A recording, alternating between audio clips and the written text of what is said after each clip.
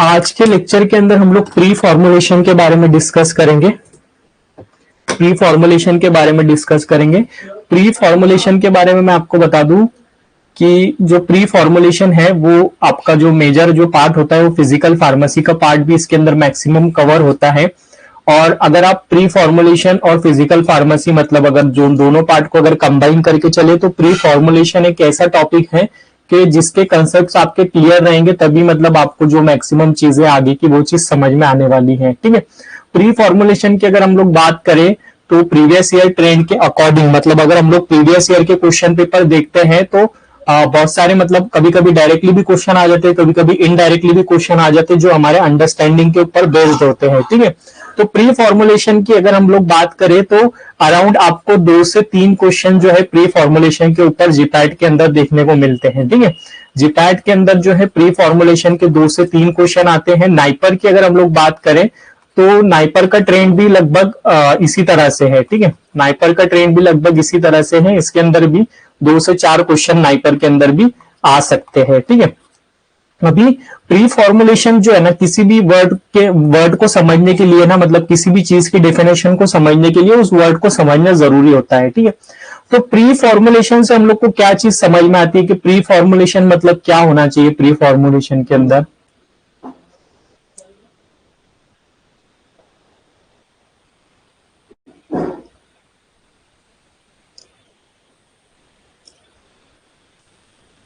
Pre formulation के अंदर मतलब क्या चीज पढ़ सकते हैं हम लोग और प्री फॉर्मुलेशन वर्ड से क्या समझ में आता है आप लोगों को। सिर्फ प्री फॉर्मुलेशन ये वर्ड बोलो तो सबसे पहले हम लोग कोई भी वर्ड सुनते तो हमारे माइंड के अंदर एक इमेज आती है ना उसकी, तो ऐसा प्री फॉर्मुलेशन बोलो तो क्या समझ में आता है हम लोग को प्री फॉर्मुलेशन बोलो तो।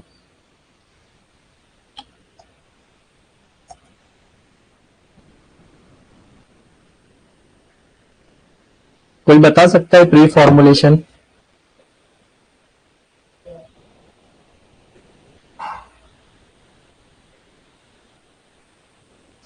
ओके, सो प्री फॉर्मुलेशन जो है ना इसके अंदर क्या होता है 2 वर्ड से बना हुआ है। एक तो प्री, ठीक है, प्री और जो उसके बाद में जो वर्ड है वो फॉर्मुलेशन। फॉर्मुलेशन तो आप सभी को पता है कि फॉर्मुलेशन मतलब क्या होता है किसी भी चीज को बनाना। ठीक है, किसी भी चीज को फॉर्म्युलेट करना। हाँ बराबर, वेरी गुड साध। और प्री मीन्स क्या होता है पहले। ठीक है, प्री मीन्स क्या होता है पहले। और फॉर्मुलेशन जो होता है, फॉर्मुलेशन मतलब क्या है टू फॉर्म्युलेट या फिर इसको आप बोलते हो टू प्रिपेयर या फिर सादी हम लोग हिंदी में बोलते हैं बनाना। ठीक है, खाने वाला बनाना नहीं, प्रोसेस जो बनाना होती है वो। ओके, सो वेरी गुड साद, अथर्व और Mayuri. Process before forming any formulation, study of preparation formulation of dosage form. Okay, so देखो एकदम सिंपल वर्ड के अंदर एकदम सिंपल भाषा के अंदर हम लोग समझेंगे। प्री मीन्स क्या होता है पहले, ओके, और फॉर्मुलेशन मीन्स क्या है जो भी चीज हम लोग बनाते हैं, जो भी चीज हम लोग फॉर्मुलेट करते हैं, जो भी चीज हम लोग प्रिपेयर करते हैं तो उसके पहले जो कोई भी स्टडी हम लोग करते हैं उसको हम लोग बोलते हैं प्री फॉर्मुलेशन। ठीक है, प्री फॉर्मुलेशन उसको हम लोग बोलते हैं। अभी देखो यहाँ पर कुछ आइकॉन्स लगे हैं तो इससे आपको कुछ आइडिया आएंगी। तो ये कुछ तो भी यहाँ पर कुछ तो भी देखो ये टैबलेट के अंदर कुछ केमिकल रिलेटेड चीजें होती है तो उसको हम लोग देखते हैं। फिर उसके बाद में देखो यहाँ पर कुछ स्टोरेज कंडीशन के बारे में ये फोटो कुछ बता रहा है। उसके बाद में देखो यहाँ पर कुछ फ्लो प्रॉपर्टीज के बारे में बता रहा है। उसके बाद में ये कुछ ऐसा केमिकल स्ट्रक्चर के बारे में बता रहा है मॉलिक्यूल के। उसके बाद में यहाँ पर देखो इन्होंने कुछ तो भी इन्होंने रॉड डीप की है और यहाँ पर कुछ तो भी रीडिंग आ रही है, मतलब हो सकता है कि पीएच वगैरह चेक कर रहे हैं या फिर ऐसी कुछ चीज। तो ये सारी चीजें हम लोग प्री फॉर्मुलेशन के अंदर करते हैं। अभी एक सिंपल एग्जांपल मैं आपको बताता हूं कि देखो अभी हम लोग को अगर वेज बिरयानी बनानी है, ठीक है, तो वेज बिरयानी है तो कोई ऑफेंड मत होना इसके अंदर। ठीक है, वेज बिरयानी अगर हम लोग को बनानी है, ठीक है, बनानी है अगर वेज बिरयानी तो हम लोग को कौन कौन सी पॉइंट्स कौन कौन सी चीजों को हम लोग को कंसिडर करना पड़ेगा। अभी जो लोग हॉस्टल में रहते होंगे वो बोल रहे होंगे यार सर आपने तो बिरयानी का फोटो बता दिया, अब तो बाहर जाना पड़ेगा आज रात में खाने के लिए। ठीक है, सो हम लोग को बिरयानी अगर बनानी है तो हम लोग को कुछ चीजें उसके पहले स्टडी करना होती है, जैसे कि हम लोग राइस कौन से लेंगे और कौन से राइस को कितना वाटर लगता है, फिर उसके अंदर वेजिटेबल्स कौन कौन से डालना चाहिए, मसाला कौन सा डालना चाहिए, और उसके बाद में रायता कैसा होना चाहिए, फिर उसके बाद में सलाद जो है वो कैसा होना चाहिए। तो ये सारी चीजें हम लोग बिरयानी बनाने से पहले स्टडी कर लेते हैं कि हाँ इतना, ये चावल को इतना पानी लगता है, ये चावल, ये वाले जो राइस होते हैं वो अच्छे होते हैं और इसकी जो है बिरयानी अच्छी बनती है, और ये उसके अंदर जो है मसाले डालना पड़ते हैं, और ये मसाला डालो तो अच्छी बनती है और ये मसाला डालो थोड़ा सा इसका टेस्ट खराब हो जाता है। ठीक है, तो ये सारी चीजें हम लोग घर में भी करते हैं, हम लोग के किचन में भी हम लोग ये चीज करते हैं। ठीक है, प्री फॉर्मुलेशन ऑफ बिरयानी करते हैं हम लोग किचन के अंदर। ठीक है, तो कोई भी चीज अगर हम लोग घर में भी बना रहे हैं तो हम लोग उसका जो है ना प्री फॉर्मुलेशन स्टडी करते हैं, उसके बारे में पहले कुछ जानते हैं, उसके बारे में समझते हैं, ताकि जो चीज हम लोग को आगे जो फॉर्मुलेट हो जो चीज, तो उसके अंदर कोई भी तरीके की दिक्कत हम लोग को ना आए। ठीक है, तो ये एक सिंपल सा एग्जाम्पल था प्री फॉर्मुलेशन को समझाने के लिए। ओके, तो ऐसे सिंपल एग्जांपल से हम लोग सारी चीजें समझेंगे। अभी आ जाते हैं कुछ थ्योरेटिकल पार्ट के ऊपर। ठीक है, अभी वो जो था वो कंसेप्चुअल था, अभी थ्योरेटिकल पार्ट डेफिनेशन से समझ लो। तो प्री फॉर्मुलेशन क्या होता है, जैसे अथर्व बताया कि pre formulation refers to the steps that have to be undertaken before formulation. कुछ ऐसी स्टेप्स होती हैं जिसको हम लोग को फॉर्मुलेशन के पहले कंसिडर करना होता है। ठीक है, इसका एम क्या होता है, किसी भी चीज का आप कोई भी चीज करते हो तो उसको कुछ एम की वजह से करते हो। जैसे आप प्रैक्टिकल करते हो तो ऊपर इसको लिखते हो एम कि ये चीज हम लोग क्यों कर रहे हैं। तो प्री फॉर्मुलेशन का एम क्या होता है, to focus on physico chemical properties of the new compound that could affect the drug performance. सारी चीजें हम लोग इसके लिए कर रहे हैं कि जो भी हम लोग का फाइनल फॉर्मुलेशन होगा उसके अंदर जो भी ड्रग का परफॉर्मेंस होगा वो अच्छा हो। ठीक है, उसके लिए ही हम लोग सारी जो है फिजिको केमिकल स्टडी से क्या मतलब कि इसके अंदर जो हम लोग फिजिकल पैरामीटर भी चेक करते हैं, केमिकल पैरामीटर भी चेक करते हैं, फिजिकल प्रॉपर्टीज भी चेक करते हैं, केमिकल प्रॉपर्टीज भी चेक करते हैं। दोनों वर्ड को मिलाकर बन गया आपका फिजिको केमिकल।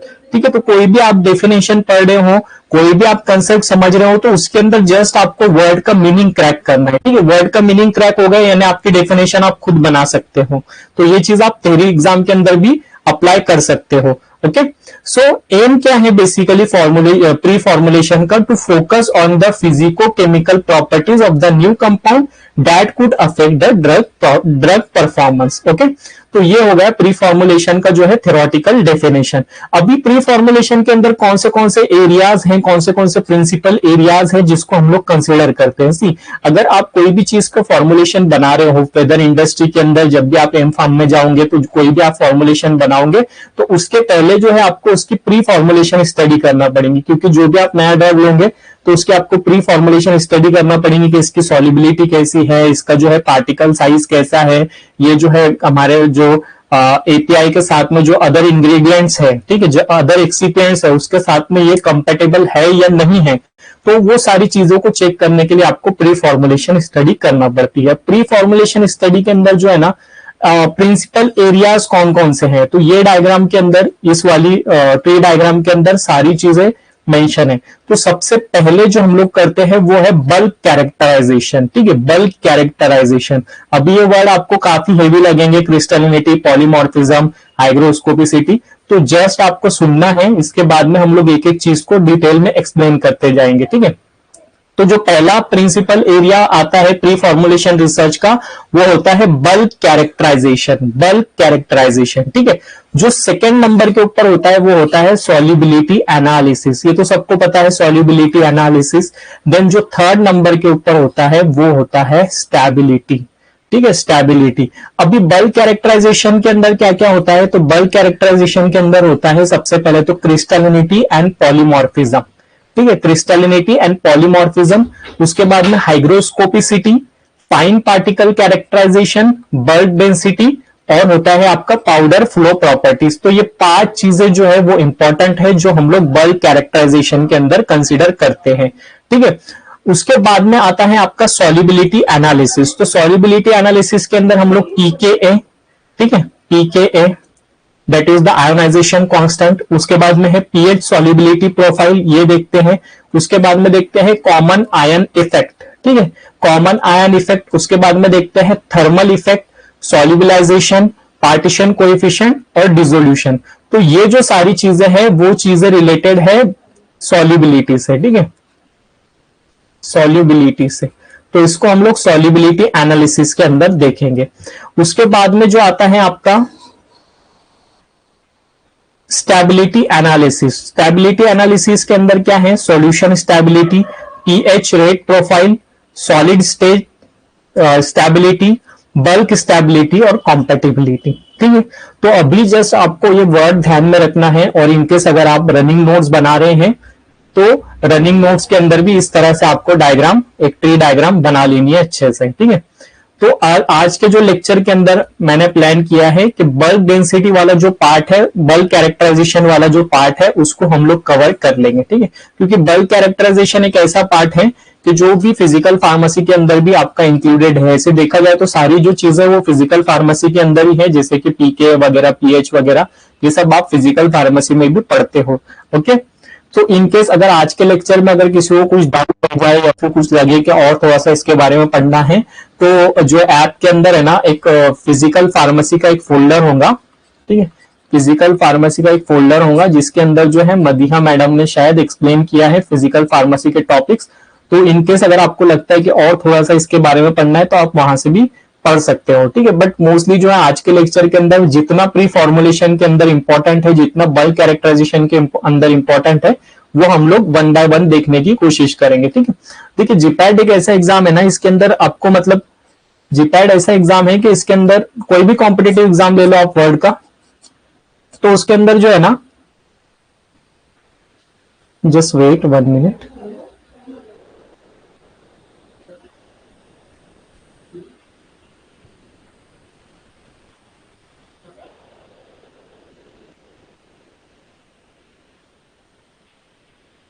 ओके। सो कोई भी कॉम्पिटिटिव एग्जाम आप ले लो तो उसके अंदर क्या चीज पढ़ना है वो तो आप सबको बता देंगे, कोई भी बता देंगे आपको, बट क्या चीज नहीं पढ़ना है, ठीक है। क्योंकि कई बार क्या होता है कि हम लोग बहुत सारी अननेसेसरी चीजें पढ़ लेते हैं। अगर आप क्या कहते हैं फार्मास्यूटिक्स की अगर कोई बुक उठा के देखे, लैकमन, तो लैकमन इतनी बड़ी बुक है कि अगर आप उसको पूरा कंप्लीट पढ़ने जाएंगे तो अराउंड मतलब मेरे को लगता नहीं है कि 1 साल के अंदर आप उसको कंप्लीट कर पाओगे, ठीक है। उसके बाद में आप केडीटी उठा लो, केडीटी भी इतनी मोटी बुक है, उसको भी अगर आप पढ़ोगे तो वो भी 1 साल। लेकिन हम लोग को 4, 5, 6 महीने के अंदर तो तैयारी करनी है, तो हाई यील्ड पॉइंट पढ़ना होते हैं, मतलब ऐसे पॉइंट कि जो हम लोग को एग्जामिनेशन के लिए हेल्पफुल है, ठीक है। तो वही चीजों के ऊपर हम लोग आज फोकस करेंगे, बल्क कैरेक्टराइजेशन के ऊपर फोकस करेंगे। बल्क कैरेक्टराइजेशन के अंदर 5 पैरामीटर आते हैं। सबसे पहला जो होता है वो होता है क्रिस्टलिटी एंड पॉलीमॉर्फिज्म, दूसरा जो होता है वो होता है हाइग्रोस्कोपिसिटी, तीसरा जो होता है फाइन पार्टिकल कैरेक्टराइजेशन, चौथा जो होता है बल्क डेंसिटी, पांचवा जो होता है पाउडर फ्लो प्रॉपर्टीज, ठीक है।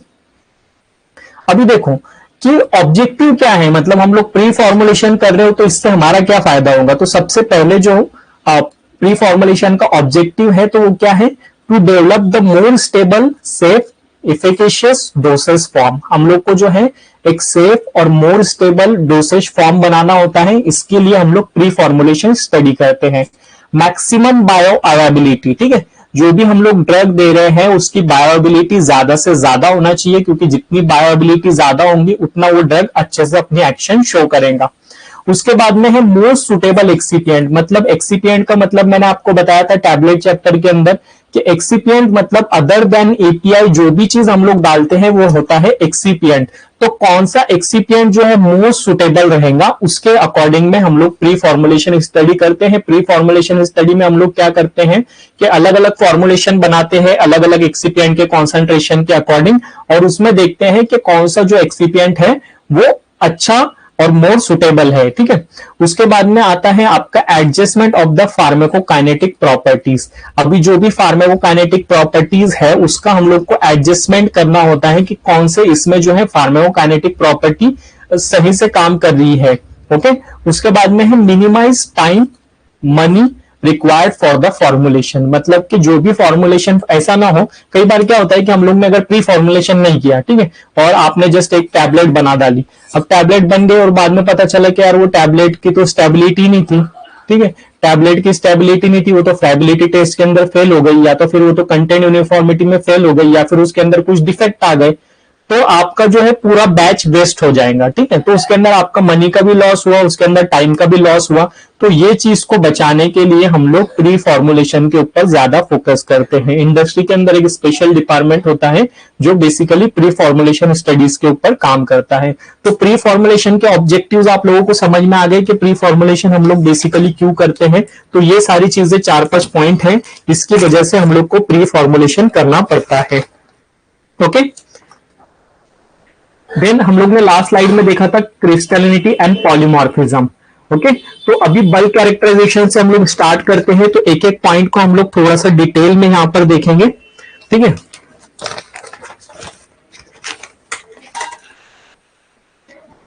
अभी इसके अंदर है क्रिस्टलिनिटी एंड पॉलीमॉर्फिज्म, ठीक है। तो flowability, compressibility, solubility, dissolution rate, ठीक है। ये 4 पैरामीटर हैं।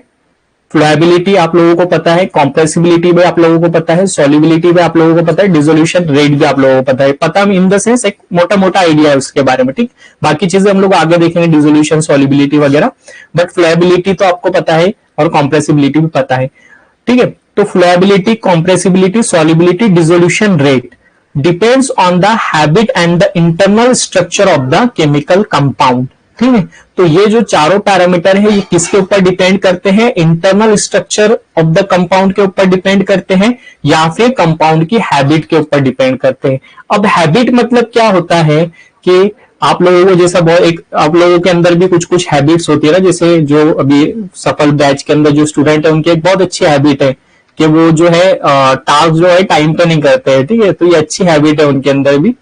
तो हैबिट क्या होता है? तो वो वाला हैबिट नहीं है ये, आप लोग सब अच्छे लोग हो। तो हैबिट क्या होता है? Habit it is the description of the outer appearance of the crystal, मतलब कि क्रिस्टल बाहर से कैसा दिख रहा है, ठीक है।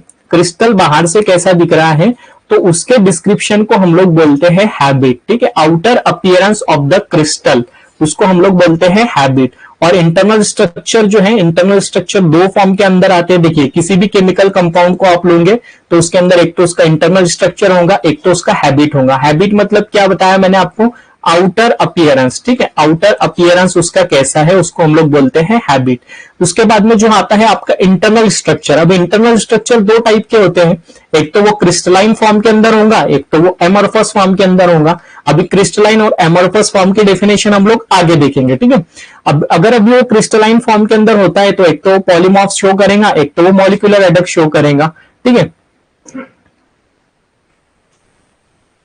एक तो वो मॉलिक्यूलर अडक्ट शो करेगा। उसके बाद में अगर वो मॉलिक्यूलर अडक्ट रहा, ठीक है, मॉलिक्यूलर अडक्ट रहा, इसकी हम लोग डेफिनेशन आगे देखेंगे। मॉलिक्यूलर अडक्ट अगर रहा तो वो होगा नॉन स्टाइशियोमेट्रिक इंक्लूजन कंपाउंड या फिर स्टाइशियोमेट्रिक सॉल्वेट्स, ठीक है, और या फिर हाइड्रेट्स, ठीक है। तो नॉन स्टाइशियोमेट्रिक के अंदर क्या 3 टाइप के आते हैं, एक तो चैनल, लेयर और केज, ठीक है। चैनल, लेयर और केज जो है नॉन स्टाइशियोमेट्रिक के अंदर आते हैं। स्टाइशियोमेट्रिक सॉल्वेट्स और हाइड्रेट्स ये 2 टाइप के आते हैं, ठीक है। तो ये चीज हो गई केमिकल कंपाउंड के बारे में। केमिकल कंपाउंड जो है हम लोग दो तरीके से इसको कैटेगराइज करते हैं, 2 तरीके से इसको हम लोग एनालाइज करते हैं। एक तो इसका इंटरनल स्ट्रक्चर या फिर इसका आउटर अपीयरेंस जिसको आप बोलते हैं हैबिट्स, ठीक है। अभी यहाँ पर कुछ इंपॉर्टेंट पॉइंट है जो हम लोग के टॉपिक से हो सकता है थोड़े से हटके हो, बट इंपॉर्टेंट पॉइंट है, ठीक है, ठीक है।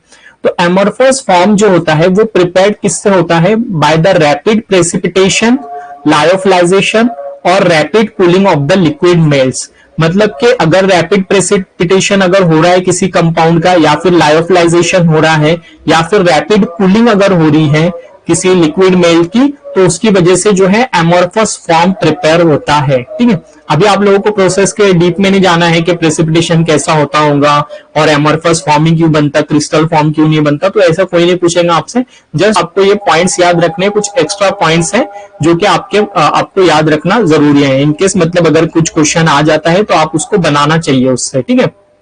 उसके बाद में जो सेकेंड पॉइंट है, conversion of an anhydrous compound to a hydrate reduce the drug dissolution rate and drug absorption. अभी क्या होता है कि अगर आपके पास में अनहाइड्रस अगर कंपाउंड है, अगर आप उसको कन्वर्ट कर रहे हैं हाइड्रेट फॉर्म के अंदर, तो वो क्या करता है, रिड्यूस करता है आपका dissolution, drug dissolution rate and drug absorption. तो ये जो चीज है, ये चीज हमारे लिए बुरी चीज है, ठीक है, क्योंकि हम लोग को जो है हमेशा ड्रग एब्सॉर्प्शन, हम लोग जो भी चीज फॉर्मुलेट कर रहे हैं उसका ड्रग एब्सॉर्प्शन हमेशा अच्छा होना चाहिए, ठीक है।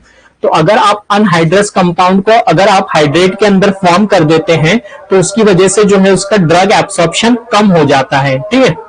उसके बाद में amorphous form and crystalline form solids can be differentiated using X ray powder diffraction, ठीक है। एक्सरे पाउडर डिफ्रैक्शन एक टेक्निक है, इस टेक्निक की मदद से हम लोग जो है amorphous form and crystalline solids को हम लोग डिफरेंशिएट करते हैं। अभी जो ये पॉइंट नंबर थर्ड जो है, ये काफी इंपॉर्टेंट पॉइंट है, 2-3 बार इसके अंदर 50-60 बार जीपैट के अंदर आ चुका है, नाइपर के अंदर भी हजारों बार आ चुका है, ठीक है। तो ये चीज इंपॉर्टेंट है, मतलब कि एमोर्फस एंड क्रिस्टलाइन फॉर्म को अगर हम लोग को चेक करना है, अगर हम लोग को डिफरेंशिएट करना है, तो हम लोग जो है एक्सरे पाउडर डिफ्रैक्शन जो है ये चीज इस्तेमाल करते हैं। अभी एक इंपॉर्टेंट पॉइंट ये है कि जो आपका ड्रग है, जस्ट वेट मिनट, ओके, जो एक ड्रग है आपका क्लोरामफेनिकॉल पैल्मिटेट, क्लोरामफेनिकॉल पैल्मिटेट जो है वो एग्जिस्ट करता है आपका 3 पॉलीमॉर्फिक फॉर्म के अंदर, जो कि है आपका ए बी सी, ठीक है। ए बी सी इसको हम लोग ने नाम दिए हैं ऑफिशियली। तो क्लोरामफेनिकॉल पैल्मिटेट जो है एक तरीके का ड्रग है जो एग्जिस्ट करता है 3 पॉलीमॉर्फिक फॉर्म के अंदर ए बी सी, जिसके अंदर से जो आपका फॉर्म बी होता है chloramphenicol palmitate form b is more soluble amongst the 3। अभी इससे हम लोग को क्या समझ में आता है कि पॉलीमॉर्फिक फॉर्म के अंदर ए फॉर्म ऐसा होता है कि जो है मोर स्टेबल, मोर सॉल्युबल होता है, ठीक है। मतलब कि जो भी इसके पॉलीमॉर्फ होते हैं, तो पॉलीमॉर्फ की सॉल्युबिलिटी अलग अलग होती है, इससे हम लोग ये कंक्लूजन निकाल सकते हैं। तो ये कुछ इंपॉर्टेंट पॉइंट थे जो कि हो सकता है हम लोग के टॉपिक से थोड़े से अलग हो, बट ये चीज आपको याद रखनी है, ठीक है। तो ये केमिकल कंपाउंड्स के बारे में हम लोग ने पढ़ लिया था। अभी हम लोग नेक्स्ट स्लाइड के ऊपर चलते हैं। जो कुछ भी चीजें आपको ये स्लाइड के अंदर क्लियर नहीं हुई है वो हम लोग आगे क्लियर करेंगे। अभी जस्ट आपको वर्ड से फैमिलियर होना है, मॉलिक्यूलर ऑर्डर, एमोर्फस, हैबिट, उसके बाद में जो है पॉलीमॉर्फिज्म, देन बाकी की जो सारी चीजें हम लोग आगे इसको क्लियर करते चलेंगे, ओके। अभी हम लोग देखते हैं कि क्रिस्टलाइन और एमोर्फस फॉर्म के अंदर क्या चीज का मेन चीज का डिफरेंस होता है, ठीक है।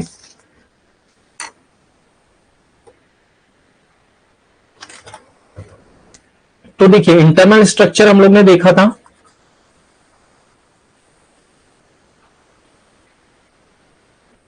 इंटरनल स्ट्रक्चर हम लोग ने 2 चीज के अंदर देखा था। एक तो वो होता है एमोर्फस स्टेट के अंदर होता है, या फिर वो होता है आपका क्रिस्टलाइन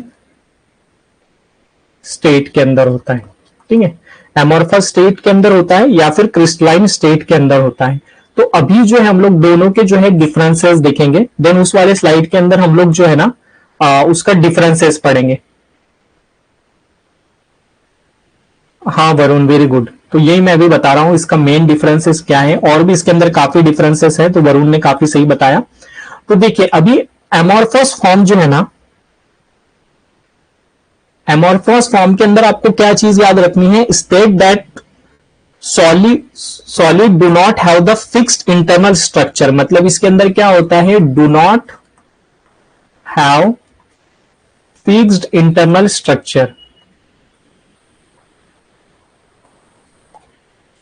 मतलब इसके अंदर किसी तरह का जो इंटरनल स्ट्रक्चर जो इसका होता है वो फिक्स्ड नहीं होता है। उसके बाद में वही हम लोग जब क्रिस्टलाइन स्टेट की बात करते हैं तो इसके अंदर क्या होता है, arrange in a highly ordered form, ठीक है। इसके अंदर जो arrange in a highly ordered form, ठीक है। देन उसके बाद में जो दूसरा डिफरेंस है, एमोर्फस फॉर्म को हम लोग जो इसका दूसरा नाम है इसको हम लोग बोलते हैं फ्रीज लिक्विड फॉर्म, ठीक है। फ्रीज लिक्विड फॉर्म भी बोलते हैं। एमोर्फस फॉर्म को हम लोग फ्रीज लिक्विड फॉर्म भी बोलते हैं। जो क्रिस्टलाइन स्ट्रक्चर जो होता है ना, वो बेसिकली आपका 3 डायमेंशनल पीरियोडिकली अरेंज होता है, ठीक है, पीरियोडिकली अरेंज्ड होता है, ठीक है, 3 डायमेंशनल पीरियोडिकली अरेंज्ड होता है क्रिस्टलाइन फॉर्म। एमॉर्फस फॉर्म का जो दूसरा नाम है वो है फ्रीज लिक्विड फॉर्म। उसके बाद में मैंने आपको बताया कि जो है एमॉर्फस फॉर्म कैसे प्रिपेयर होता है। एक तो रैपिड प्रेसिपिटेशन से प्रिपेयर कर सकते हैं, लायोफिलाइजेशन, या फिर rapid cooling of the molten liquid, इससे हम लोग इसको प्रिपेयर कर सकते हैं, ठीक है। देन उसके बाद में हम लोग देखते हैं, हम लोग जब प्री फॉर्मुलेशन की स्टडी कर रहे हैं तो हम लोग को ये पता होना चाहिए कि एमॉर्फस फॉर्म है,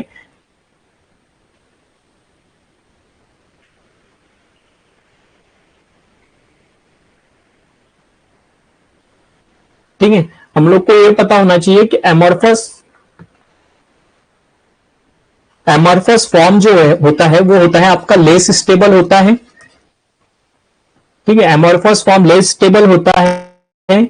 इसकी जो सॉल्युबिलिटी होती है, ठीक है, सॉल्युबिलिटी जो इसकी होती है, इसकी सॉल्युबिलिटी हाई सॉल्युबिलिटी होती है, ठीक है। उसके बाद में इसके अंदर जो है ना हाई थर्मोडायनेमिक एनर्जी होती है, हाई थर्मोडायनेमिक एनर्जी, ठीक है, हाई थर्मोडायनेमिक एनर्जी। अभी उसी की तरह से हम लोग जब क्रिस्टलाइन स्ट्रक्चर की हम लोग बात करते हैं तो क्रिस्टलाइन स्ट्रक्चर जो होता है वो मोर स्टेबल होता है, ठीक है, मोर स्टेबल होता है, मोर स्टेबल होता है। उसके अलावा जो इसकी सॉल्युबिलिटी जो होती है तो इसके अंदर क्या होता है, लो सॉल्युबिलिटी होती है, ठीक है, लो सॉल्युबिलिटी होती है एज कंपेयर टू एमॉर्फस। और इसके अंदर जो है थर्मोडायनेमिक एनर्जी भी कैसी होती है, लोअर थर्मोडायनेमिक एनर्जी, ठीक है। क्लियर है यहां तक के?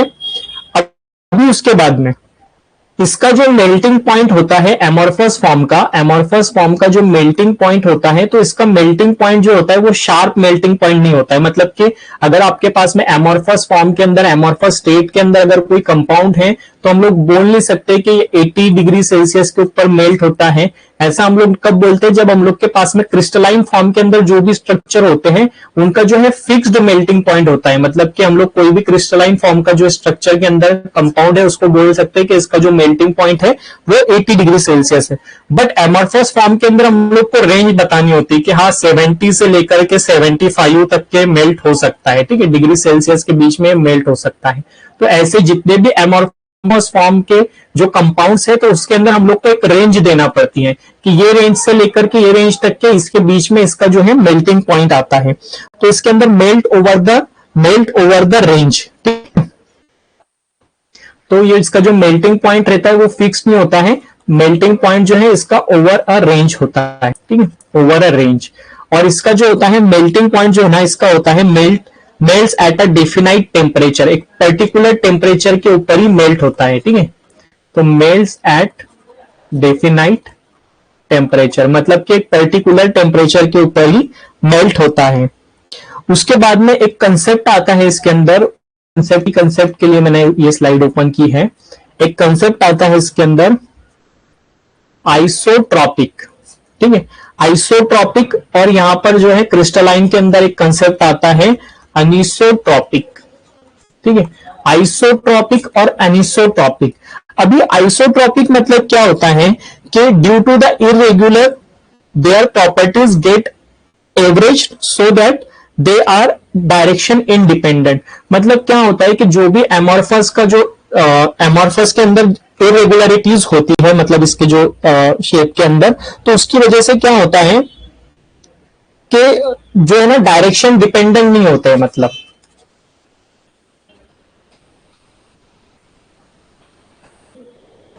नॉट डायरेक्शन डिपेंडेंट मतलब क्या होता है कि जो भी इसकी एक्टिविटी होती है, जैसे जो भी इसका फिजिको केमिकल जो भी प्रॉपर्टीज होती हैं, तो वो एवरेज आउट होने की वजह से जो है वो उसके अंदर वेरिएशन नहीं दिखता है। तो इसको हम लोग बोलते हैं आइसोट्रॉपिक। तो आइसोट्रॉपिक की आप लोग डेफिनेशन नोट कर सकते हो, due to the irregular their properties get average, so they are direction independent, मतलब इनको किसी भी डायरेक्शन से कोई फर्क नहीं पड़ता है, जैसे कि इसकी सॉल्युबिलिटी के ऊपर कोई फर्क नहीं पड़ता है, या फिर जो भी इसके फिजिको केमिकल प्रॉपर्टीज है उनके ऊपर कोई फर्क नहीं पड़ता है, क्योंकि जो इरेगुलरिटीज जो पार्टिकल के अंदर होती है तो जो उसकी प्रॉपर्टीज को एवरेज आउट कर देती है, तो इसको हम लोग बोलते हैं आइसोट्रॉपिक। अभी एनिसोट्रॉपिक के अंदर क्या होता है, their properties are direction dependent, ठीक है, देयर प्रॉपर्टीज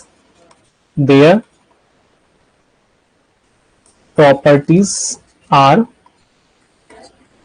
डायरेक्शन डिपेंडेंट, ठीक है, मतलब कि इसकी जो भी फिजिकल प्रॉपर्टीज जो रहती हैं वो डायरेक्शन के ऊपर डिपेंड करती हैं। मतलब कि फॉर एग्जांपल इस तरह का अगर क्रिस्टल है, रेक्टेंगुलर अगर क्रिस्टल है, तो देखिए यहां से इतना डिस्टेंस तो फर्क पड़ रहा है, यहां पर जो है इसका डिस्टेंस कम है, तो फॉर एग्जांपल अगर आप हीट ट्रांसफर की बात करो तो हीट ट्रांसफर के लिए यहां पर अलग टाइम लगेगा और यहां पर अलग टाइम लगेगा, तो ये जो होता है डायरेक्टेंडेंट होती है इनकी प्रॉपर्टी। और अनिसोट्रॉपिक मतलब क्या होता है कि नॉट अ डायरेक्शन डिपेंडेंट, क्यों, क्योंकि डायरेक्शन के ऊपर इसलिए डिपेंड नहीं करता है क्योंकि जो है ये इरेगुलरिटीज होने की वजह से जो इनकी जो इसके अंदर क्या होता है कि एवरेज आउट हो जाती है सारी चीजें, ठीक है।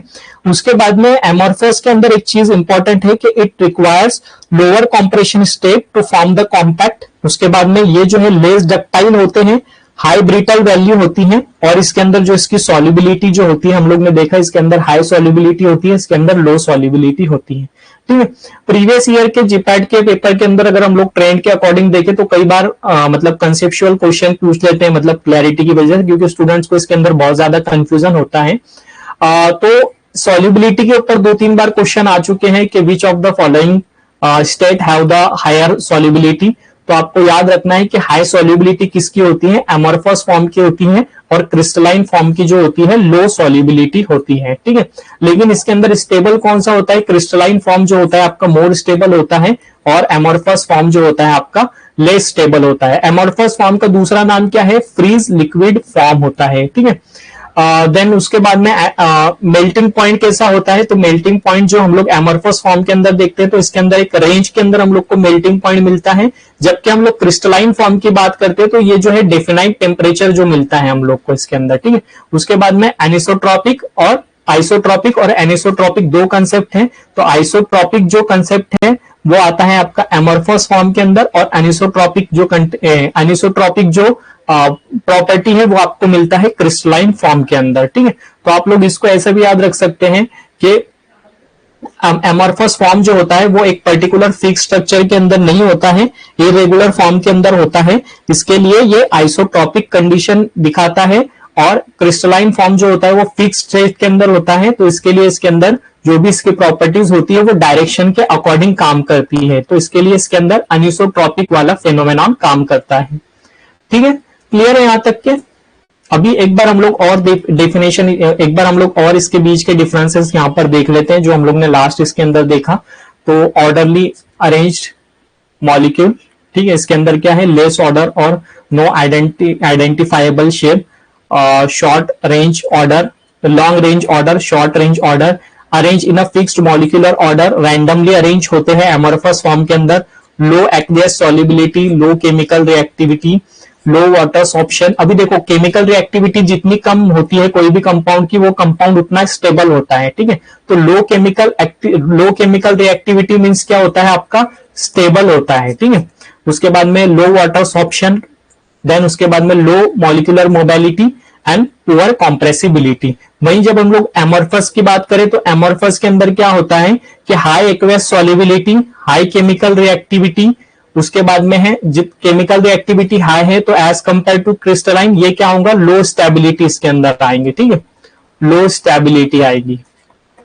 Then high water sorption, high molecular mobility and good compressibility, ठीक है। तो ये मेजर डिफरेंस था एमॉर्फस फॉर्म के अंदर और क्रिस्टलाइन फॉर्म के अंदर। 11-12 स्टैंडर्ड से हम लोग एमॉर्फस और क्रिस्टलाइन फॉर्म पढ़ते आ रहे हैं, तो एकदम बेसिक चीज है, ज्यादा इसके अंदर लोड लेने वाली बात नहीं है, ओके। अभी हम लोग देखते हैं हाइग्रोस्कोपिसिटी। तो हाइग्रोस्कोपिसिटी हम लोग ने टैबलेट के अंदर भी देखा था, तो हाइग्रोस्कोपिक मटेरियल के बारे में मैंने क्वेश्चन पूछा था, तो आपने काफी सही आंसर दिया था। तो हाइग्रोस्कोपिक मटेरियल की डेफिनेशन क्या है? Material that absorb the atmospheric moisture, मतलब कि ऐसे मटेरियल जो एटमॉस्फेयर से मॉइस्चर को एब्सॉर्ब अगर करते हैं तो उनको हम लोग बोलते हैं हाइग्रोस्कोपिक मटेरियल। ठीक है, उसके बाद में है डिलिक्विसेंट मटेरियल। क्या होते हैं? Material that absorb the water to dissolve completely. अभी कोई कोई मटेरियल ऐसे होते हैं कि जो मॉइस्चर, जो एटमॉस्फेयर से इतना मॉइस्चर एब्सॉर्ब कर लेते हैं कि वो पूरी तरह से उसके अंदर डिसॉल्व हो जाते हैं। फॉर एग्जांपल आपका जो है NaOH, ठीक है, और KOH, तो ये इसके एग्जांपल्स है। ठीक है, तो हाइग्रोस्कोपिक और डेलिक्विसेंट मटेरियल, दो टाइप के मटेरियल आते हैं। डेलिक्विसेंट मटेरियल कुछ ज्यादा ही मॉइस्चर सेंसिटिव होते हैं, तो अगर हम लोग फॉर एग्जांपल अगर कोई डेलिक्विसेंट मटेरियल अगर उसको हम लोग ओपन एयर के अंदर रख रहे हैं तो कुछ टाइम के बाद वो डायरेक्टली डिसॉल्व हो जाएगा। ओके, अभी देखिए इसके अंदर ये एक पॉइंट काफी इंपॉर्टेंट है, यहां पर मैंने मेंशन किया है कि 3 से ज्यादा बार जो है जीपैट के अंदर पूछ चुके हैं इसके बारे में क्वेश्चन। तो method to determine the moisture content, अभी हम लोग ने मॉइस्चर के बारे में पढ़ा कि हाइग्रोस्कोपिसिटी क्या होती है, डिलिक्विसेंट मटेरियल क्या होते हैं।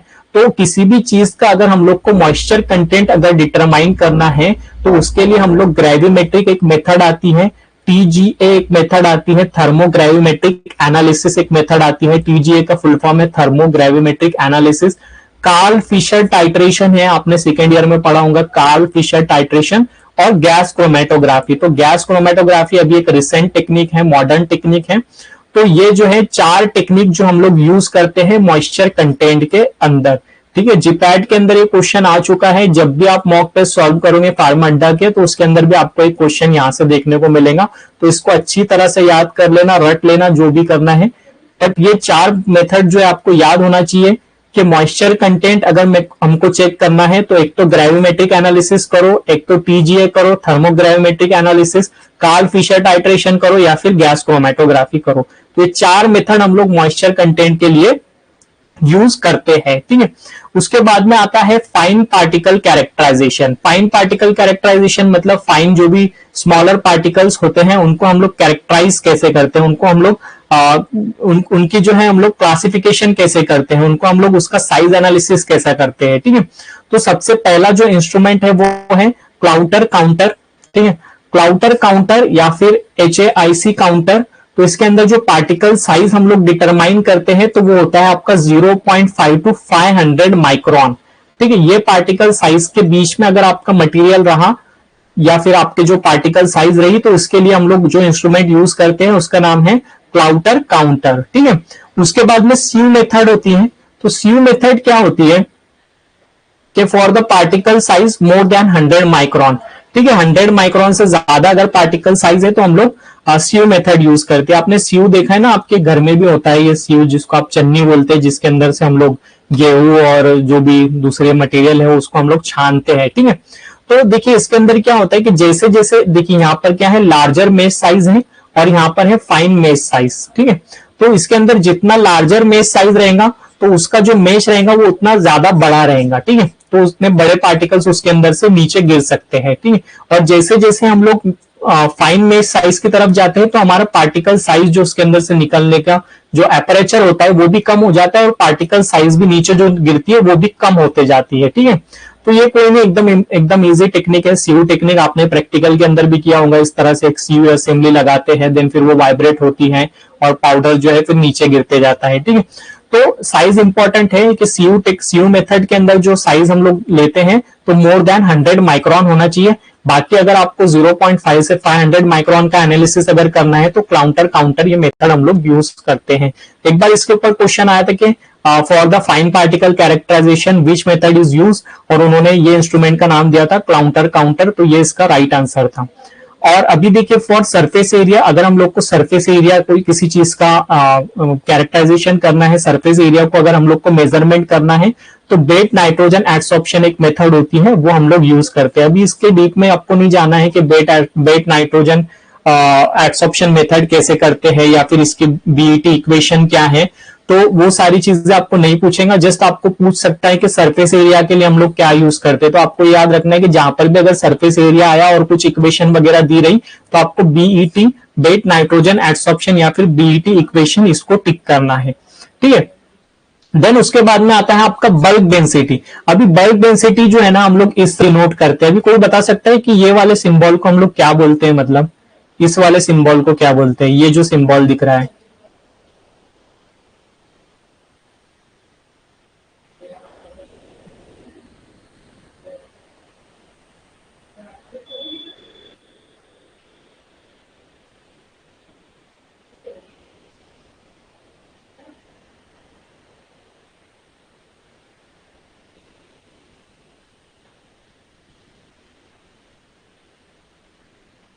क्या बोलते हैं, किसी को पता है?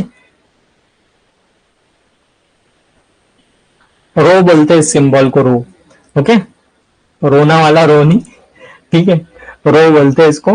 तो अभी देखिए बल्क डेंसिटी का क्या फॉर्मूला है, बल्क डेंसिटी, हाँ वेरी गुड नैना, रो। ओके, तो आपको रोना नहीं है, आपको हंसते खेलते एग्जाम देना है और हंसते खेलते स्टडी करना है, ठीक है। तो बल्क डेंसिटी का क्या फॉर्मूला होता है कि कभी हम लोग को बल्क डेंसिटी फाइंड आउट करना रहा तो हम लोग को क्या लेना रहेगा, मास लेना रहेगा डिवाइडेड बाय बल्क वॉल्यूम, ठीक है, mass divided by bulk volume. अभी देखो यहां पर मैंने इसको एक्सप्लेन किया है अच्छे से। तो ये जो है किसी भी पार्टिकल्स या फिर किसी भी कंपाउंड का हम लोग को मास लेना है, ठीक है, उसके बाद में उसको डिवाइड करना है बल्क वॉल्यूम से, ठीक है, उसको डिवाइड करना है बल्क वॉल्यूम से, तो आपका आ जाएगा बल्क डेंसिटी, ठीक है, बल्क डेंसिटी आपका आ जाएगा। बल्क डेंसिटी का फॉर्मूला है mass divided by bulk volume, इसको हम लोग डिनोट करते हैं रो से। ओके, अभी देखो पाउडर फ्लो प्रॉपर्टीज, अभी हम लोग पाउडर की जो है ना फ्लो प्रॉपर्टीज हम लोग चेक करते हैं। तो अभी देखिए इसकी अलग अलग मेथड है, एंगल ऑफ रिपोज हम लोग आगे भी डिस्कस करेंगे, तो वहां पर अच्छे से डिस्कस करेंगे। अभी हम लोग देखते हैं परसेंट कॉम्प्रेसिबिलिटी। अभी परसेंट कॉम्प्रेसिबिलिटी हम लोग कैसे फाइंड आउट करते हैं, जहां पर भी परसेंट आया, मैंने आपको बताया था जहां पर भी परसेंट आया उसके वो फॉर्मूले के अंदर मल्टीप्लाई बाय 100 तो आना ही है, ठीक है, क्योंकि हम लोग परसेंटेज निकाल रहे हैं, तो परसेंटेज हम लोग मल्टीपल ऑफ 100 के अंदर ही निकालते हैं, ठीक। तो percent compressibility is equal to tap density minus bulk density divided by tap density, ठीक है। तो बल्क डेंसिटी आप लोगों को पता है ना, बल्क डेंसिटी के अंदर हम लोग क्या करते हैं कि फॉर एग्जांपल एक सिलेंडर लेते हैं, उसके अंदर हम लोग का जो भी पाउडर फॉर्म के अंदर जो भी मटेरियल होता है उसको हम लोग फिल करते हैं और उसको टैप नहीं करते, ठीक है, मतलब उसको ज्यादा हलाना नहीं होता है। तो जितना भी उसका वॉल्यूम आता है तो उसको हम लोग बोलते हैं बल्क वॉल्यूम, और बल्क वॉल्यूम से हम लोग क्या निकालते हैं, बल्क डेंसिटी निकालते हैं। लास्ट फॉर्मूले में हम लोग ने देखा ना बल्क डेंसिटी कैसे निकालते हैं, तो एक तो उसका मास लेंगे, उसको वेट करेंगे, उसके बाद में उसको हम लोग एक सिलेंडर के अंदर डालेंगे, सिलेंडर के अंदर जो भी वॉल्यूम आएगा तो उसको हम लोग बोलते हैं बल्क वॉल्यूम, ठीक है। तो ये बल्क वॉल्यूम से आपका बल्क डेंसिटी निकल गया। तो कॉम्प्रेसिबिलिटी आप कैसे फाइंड आउट करेंगे, tap density minus bulk density divided by tap density into 100। तो ये फॉर्मूला आपको नोट डाउन करना है कि परसेंट कॉम्प्रेसिबिलिटी का ये फॉर्मूला है। देन उसके बाद में हम लोग बात करते हैं एंगल ऑफ रिपोज। तो एंगल ऑफ रिपोज जो है आपका tan inverse h upon r, ठीक है, tan inverse h upon r, तो इससे आपका एंगल ऑफ रिपोज निकल जाता है। अभी देखिए यहां पर एंगल ऑफ रिपोज आपका जो फॉर्मूला है tan inverse h upon r, आपने इसको प्रैक्टिकल के अंदर भी किया होगा, angle of repose find out करने का। हम लोग जो प्रैक्टिकल वे की जो मेथड है वो नेक्स्ट स्लाइड के अंदर देखेंगे। अभी इसके अंदर क्या है, फ्लोएबिलिटी और यहाँ पर एंगल ऑफ रिपोज। तो अगर एंगल ऑफ रिपोज जो है वो लेस देन 25 अगर आ रहा है, ठीक है, अगर 25 से कम आपका एंगल ऑफ रिपोज आ रहा है तो वो एक्सीलेंट फ्लो कहलाता है, ठीक है।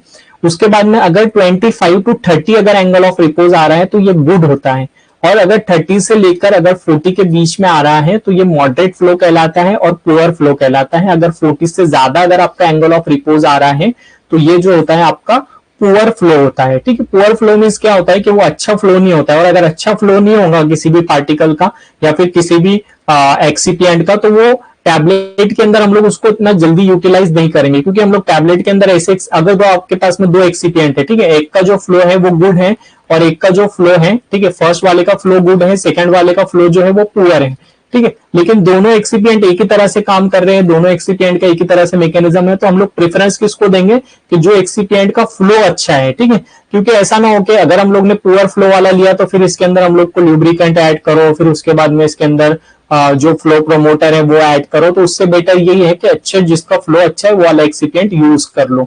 तो ये टेबल भी काफी इंपॉर्टेंट है। उसके बाद में हम लोग देखते हैं कि परसेंट कॉम्प्रेसिबिलिटी। तो परसेंट कॉम्प्रेसिबिलिटी के अंदर क्या होता है कि जितना ज्यादा आपका परसेंटेज इंक्रीज होगा उतना जो इसका फ्लुएबिलिटी कम होता जाएगा। तो अगर 5 से 15 अगर फ्लुएबिलिटी रहा तो वो कहलाता है आपका एक्सीलेंट, और उसके अंदर अगर अब वो 40 जा रहा है तो वो एक्सट्रीमली पुअर होता है। ठीक है, तो ये चीज को आपको नोट करना है।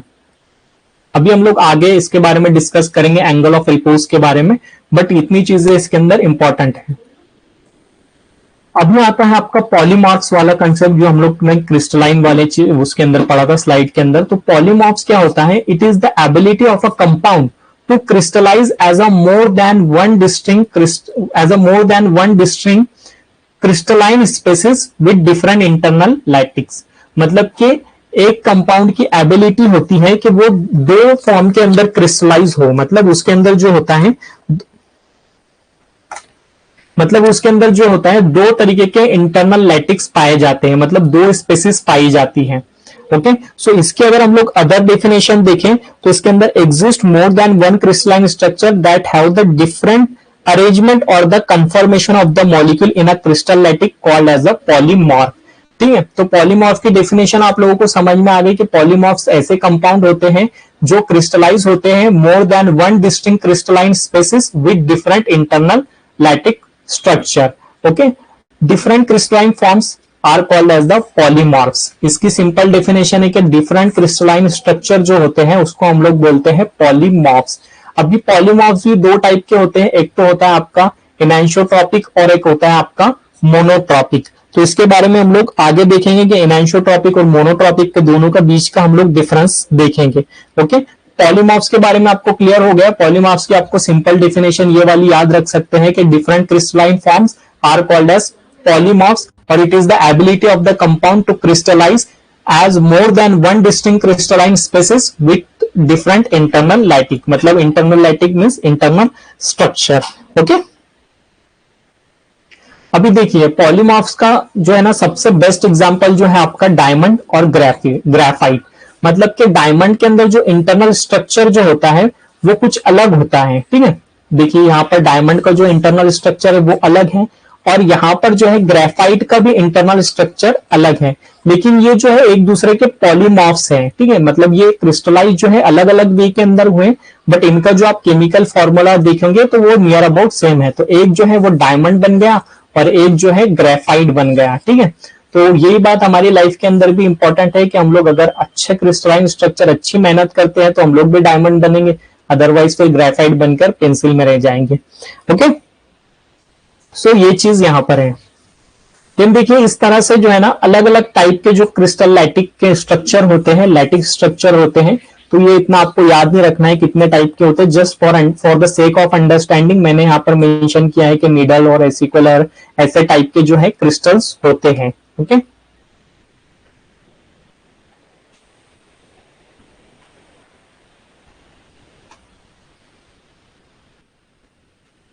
स्वीट। ओके,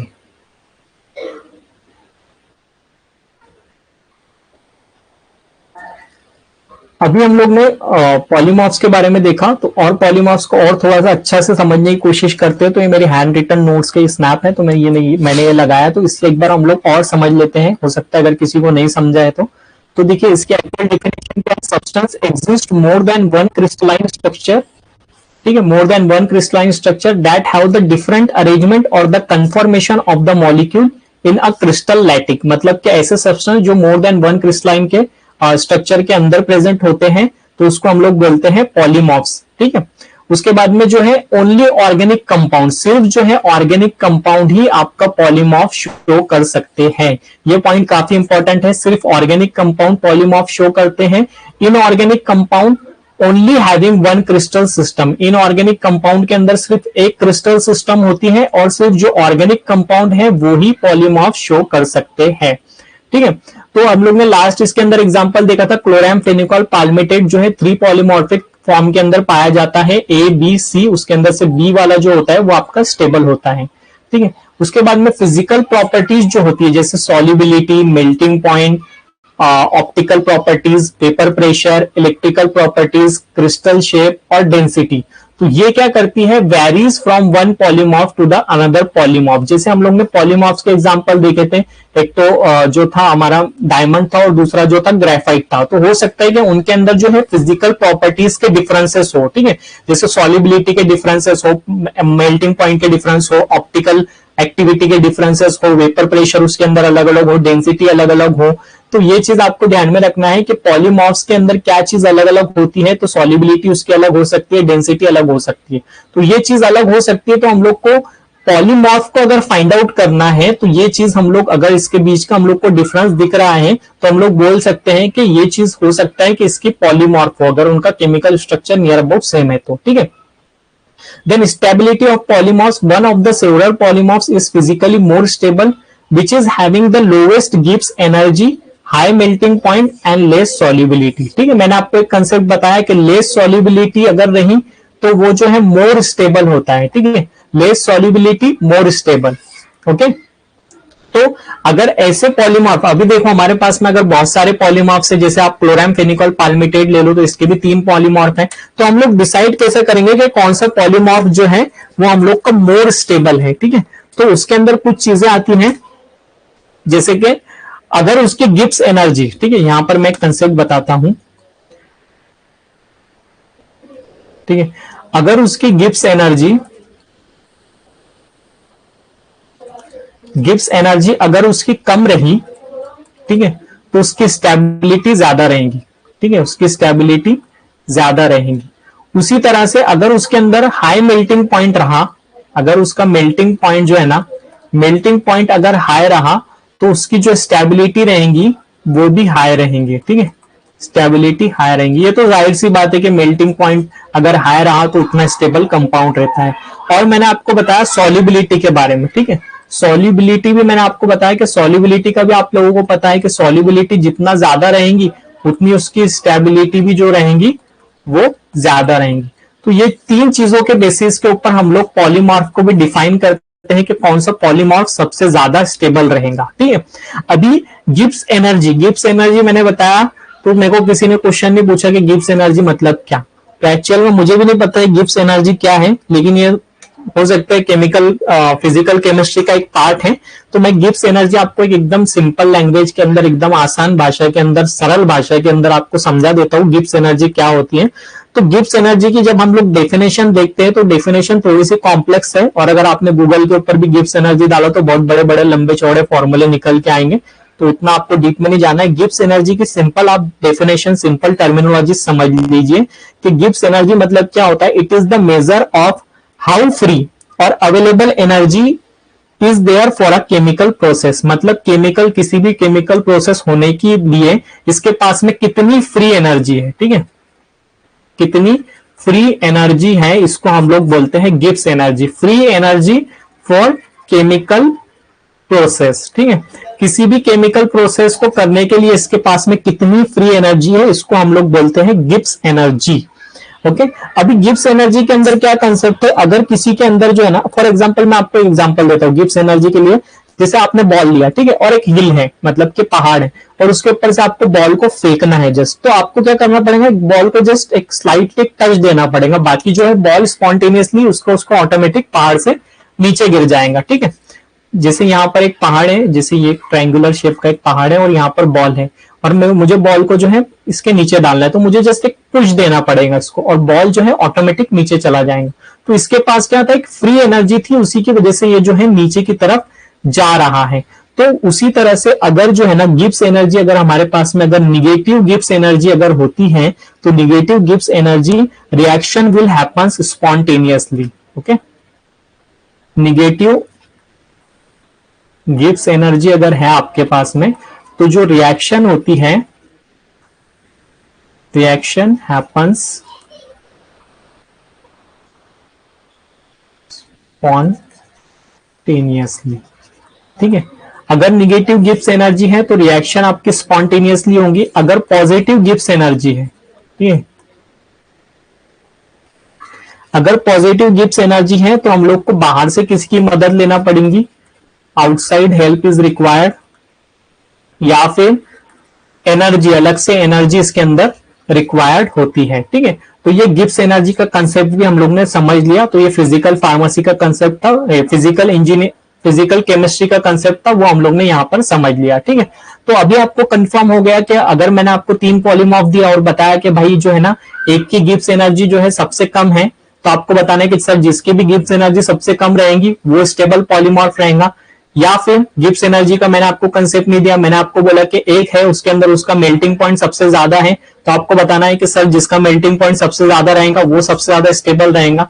या फिर मैंने आपको बता दिया सॉल्युबिलिटी, मैं बोला कि 3 है, तीनों में से एक की सॉल्युबिलिटी बहुत ज्यादा अच्छी है, तीनों में से जो है एक की सॉल्युबिलिटी बहुत ज्यादा अच्छी है, तो जो आपका लेस सॉल्युबल रहेगा वो आपका मोर स्टेबल रहेगा। ठीक है, लेस सॉल्युबल जो आपका रहेगा वो मोर स्टेबल रहेगा, यहां पर लिखा है लेस सॉल्युबल जितना रहेगा वो उतना आपका स्टेबल रहेगा। ठीक है, उसके बाद में जो है ना मेटास्टेबल फॉर्म किसको बोलते हैं कि जिसके अंदर हाई गिब्स एनर्जी रहेंगी। ठीक है, हाई गिब्स एनर्जी रहेंगी उसको हम लोग मेटास्टेबल फॉर्म बोलते हैं। Can convert into the form has the greater aqueous solubility and shows the better viability, therefore preferred in the formulation। अभी हम लोग फॉर्मुलेशन के अंदर कौन सी चीज को प्रेफर करते हैं, जिसके अंदर एक्वियस सॉल्युबिलिटी अच्छी हो। ठीक है, क्योंकि एक्वियस सॉल्युबिलिटी अच्छी रहेंगी तभी तो वो बायोबिलिटी अच्छी दे पाएगा। ठीक है, बेटर बायोबिलिटी हम लोग को मिल पाएंगी, इसके लिए हम लोग जिसके एक्वियस सॉल्युबिलिटी अच्छी होती है उसको हम लोग प्रेफरेंस देते हैं फॉर्मुलेशन के अंदर। ठीक है, फॉर्मुलेशन का पार्ट क्यों आया, क्योंकि हम लोग प्री फॉर्मुलेशन के स्टडी कर रहे हैं। ठीक है, तो ये था हमारा पॉलीमॉर्फ से रिलेटेड जो भी कंसेप्ट। तो इसके अंदर हम लोग ने देखा कि जो स्टेबल पॉलीमॉर्फ हम लोग कैसे फाइंड आउट करते हैं, पॉलीमॉर्फ्स के अंदर फिजिकल प्रॉपर्टीज कैसे डिफर करती है वो चीज हम लोग ने देखा। उसके बाद में गिब्स एनर्जी का कंसेप्ट हम लोग ने देखा और पॉलीमॉर्फ्स की डेफिनेशन हम लोग ने देखी, और क्लोरामफेनिकॉल का एक हम लोग ने एग्जांपल देखा जो 3 पॉलीमॉर्फिक फॉर्म के अंदर आता है ABC। ओके, और दूसरा हम लोग ने पॉलीमॉर्फ का एग्जांपल देखा डायमंड और ग्रेफाइट। तो अगर आपको किसी ने भी पॉलीमॉर्फ के एग्जांपल पूछा तो सबसे बेस्ट जो एग्जांपल आता है वो है हमारा डायमंड ग्रेफाइट। अगर फार्मा से रिलेटेड एग्जांपल देना है तो क्लोरामफेनिकॉल वाला आप एग्जांपल दे सकते हो। ठीक है,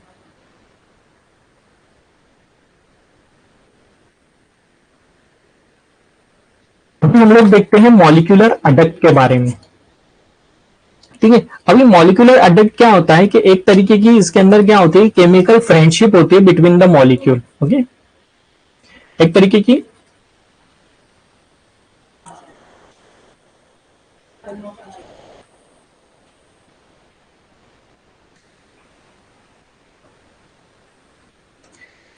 की केमिकल फ्रेंडशिप होती है बिटवीन द मॉलिक्यूल, तो इसको हम लोग बोलते हैं मॉलिक्यूलर अडक्ट। फॉर एग्जाम्पल अभी आप एक चीज इमेजिन करो कि 2 मॉलिक्यूल हैं। ठीक है, जैसे कि 2 मॉलिक्यूल हैं, 2 molecules are friend who come together and interact, मतलब कि 2 मॉलिक्यूल है जो एक दूसरे के दोस्त है और वो एक दूसरे के पास आ रहे हैं बट इंटरेक्ट कर रहे हैं। बट इंटरेक्शन ऐसा हो रहा है कि there is no permanent bond, मतलब उसके बीच में किसी भी तरीके का परमानेंट बॉन्ड नहीं फॉर्म हो रहा है और वो एक भी नहीं हो रहे हैं। ठीक है, तो मॉलिक्यूलर अडक्ट भी इसी तरह से होता है कि मतलब वो परमानेंट बॉन्ड नहीं फॉर्म करते हैं बट दोनों एक दूसरे के पास में आने के बाद में कुछ इंटरेक्शन करते हैं बट परमानेंट बॉन्ड नहीं फॉर्म करते हैं। तो molecular adduct are temporary chemical interaction. कई बार ऐसा भी होता है ना कि हम लोग का किसी से दोस्ती होती है तो मतलब हम लोग जस्ट काम के लिए बात करते हैं, उसके बाद में फिर हम लोग उससे अलग हो जाते हैं। ठीक है, उससे हम लोग बॉन्ड फॉर्म नहीं करते। तो कई बार हम लोग के रिलेशनशिप के अंदर भी ऐसा होता है। बट आप लोग अभी स्टूडेंट हो, हम लोग भी अभी स्टूडेंट है, तो हम लोग को पढ़ाई के ऊपर ज्यादा फोकस करना है, इन सारी चीजों के ऊपर नहीं फोकस करना है। ठीक है, बट एग्जाम्पल के लिए मैं आपको बता रहा हूँ कि कई बार ऐसा होता है कि हम लोग टेम्पररी रिलेशनशिप वगैरह के अंदर आते हैं, तो वो चीज मॉलिक्यूलर अडक्ट भी आप उससे समझ सकते हो कि मॉलिक्यूलर अडक्ट क्या होता है, एक तरीके की केमिकल फ्रेंडशिप होती है बिटवीन द मॉलिक्यूल, बट इसके अंदर किसी भी तरीके का परमानेंट इंटरेक्शन या फिर परमानेंट बॉन्डिंग नहीं होती है। ठीक है, अभी हम लोग इसको टेक्निकल वर्ड के अंदर समझते हैं, तो इसके अंदर है non stoichiometric inclusion compound. Non stoichiometric inclusion compound जिसको हम लोग बोलते हैं अडक्ट। तो मॉलिक्यूल्स ऑफ अ क्रिस्टलाइजिंग सॉल्वेंट, ठीक है, interact with a crystal lattice and the number of the solvent molecule is not included in stoichiometric number। ठीक है, इन स्टोइशियोमेट्रिक नंबर। अभी यहां पर एक कंसेप्ट आता है कि स्टोइशियोमेट्रिक और नॉन स्टोइशियोमेट्रिक क्या चीज है। तो स्टोइशियोमेट्रिक एक ऐसी चीज है जिसके अंदर हम लोग जो है ना रेशो जो है ना इसके अंदर प्रॉपर नहीं होता है। ठीक है, और नॉन स्टोइशियोमेट्रिक के अंदर स्टोइशियोमेट्रिक के अंदर जो है ना एक रेशो जो होता है अमाउंट का, जैसे कि आपने FeO लिया है, ठीक है, तो ये 1:1 अगर रेशियो रहा तो ये स्टाइशियोमेट्रिक रहेगा, और अगर Fe का ratio as compare to O अगर कम है तो वो होगा आपका नॉन स्टाइशियोमेट्रिक, ठीक है, तो ये चीज आपको ध्यान में रखनी है। देन उसके बाद में हम लोग देखते हैं कि मॉलिक्यूलर अडक्ट जो होते हैं वो कितने टाइप के होते हैं। तो एक तो होता है आपका चैनल, एक होता है लेयर, और एक होता है क्लैथरेट्स, ठीक है, क्लैथरेट्स मतलब जिसको आप बोलते हैं केज लाइक, ठीक है, केज लाइक मतलब पिंजरा जो होता है ना जिसके अंदर आप तोता वगैरह पालते हो, तो केज लाइक स्ट्रक्चर। अभी चैनल के अंदर क्या होता है, crystallize contain the continuous channel and the solvent is interact in between them, for example urea crystal. Okay, अभी देखिए इसके अंदर क्या होता है कि इस तरह से एक स्ट्रक्चर है, ठीक है, इस तरह से एक स्ट्रक्चर है, और इसके बीच में क्या होता है, सॉल्वेंट इंटरैप्ट हो जाता है, ठीक है, सॉल्वेंट यहां पर इंटरैप्ट हो जाता है। तो ये सॉल्वेंट का जो इंटरैप्शन होता है तो इसको हम लोग कैसे बोलते हैं कि चैनल टाइप अडक्ट फॉर्म कर रहा है, ठीक, चैनल टाइप अडक्ट फॉर्म कर रहा है। अभी लेयर के अंदर क्या है, इसके वर्ड के अंदर ये देखिए यहां पर इस तरह से ये क्रिस्टलाइन स्ट्रक्चर है, और इसके बीच में जो है ना सॉल्वेंट इंटरैप्ट हो गया है, ठीक है, इसके बीच में जो है, इसके बीच में देखिए यहां पर जो है सॉल्वेंट का इंटरैप्शन हो गया है, ठीक है, तो ये कैसा हो गया, लेयर वाइज हुआ है ना, मतलब ये लेयर वाइज है, मतलब एक जो है क्रिस्टल की लेयर है, फिर सॉल्वेंट की लेयर है, फिर क्रिस्टल आ गया, फिर सॉल्वेंट आ गया, तो इसको हम लोग बोलते हैं सॉल्वेंट इंट्रैपमेंट, ठीक है, तो यहां पर सॉल्वेंट इंटरैप्ट होता है तो लेयर वाइज होता है, तो इसको हम लोग बोलते हैं लेयर टाइप। तो solvent molecule interact between the layer of the crystal, crystal की जो भी लेयर है उसके अंदर अगर सॉल्वेंट का मॉलिक्यूल अगर इंटरैक्ट कर रहा है तो उसको हम लोग क्लासीफाई करते हैं लेयर टाइप के अंदर, ठीक है। उसके बाद में जो आता है आपका केज लाइक। अभी केज लाइक क्या होता है कि पिंजरा मतलब जेल की तरह होता है, कि इसके अंदर कैसा होता है कि चारों तरफ से जो है ना इसको क्रिस्टल घेर लेते हैं, ठीक है, चारों तरफ से क्रिस्टल घेर लेते हैं, और बीच में जो है ना बेचारा हमारा सॉल्वेंट जो है ना अटक जाता है, ठीक, सॉल्वेंट जो है जेल के अंदर चला जाता है। तो देखिए इस तरह से एक रैंडमली अरेंज होते हैं क्रिस्टल्स, ठीक है, रैंडमली अरेंज क्रिस्टल्स होते हैं, और इसके बीच में जो हम लोग का है ना सॉल्वेंट बेचारा जो है ना फंस जाता है, उसकी मदद करनी पड़ी हम लोग को, ठीक है।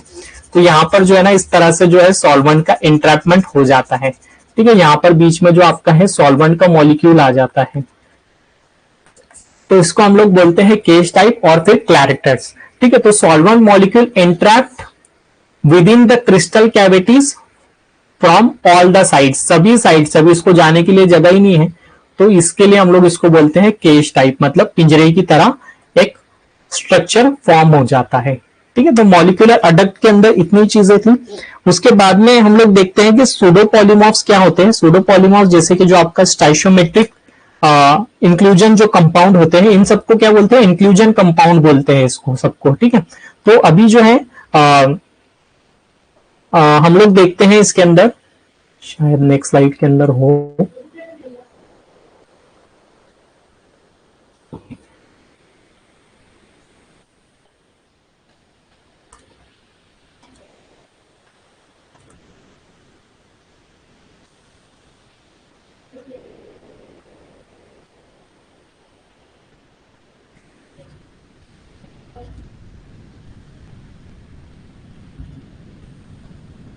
ठीक है, स्टाइशियोमेट्रिक इंक्लूजन कंपाउंड, और इसको हम लोग बोलते हैं स्टाइशियोमेट्रिक अडक्ट, ठीक है, स्टाइशियोमेट्रिक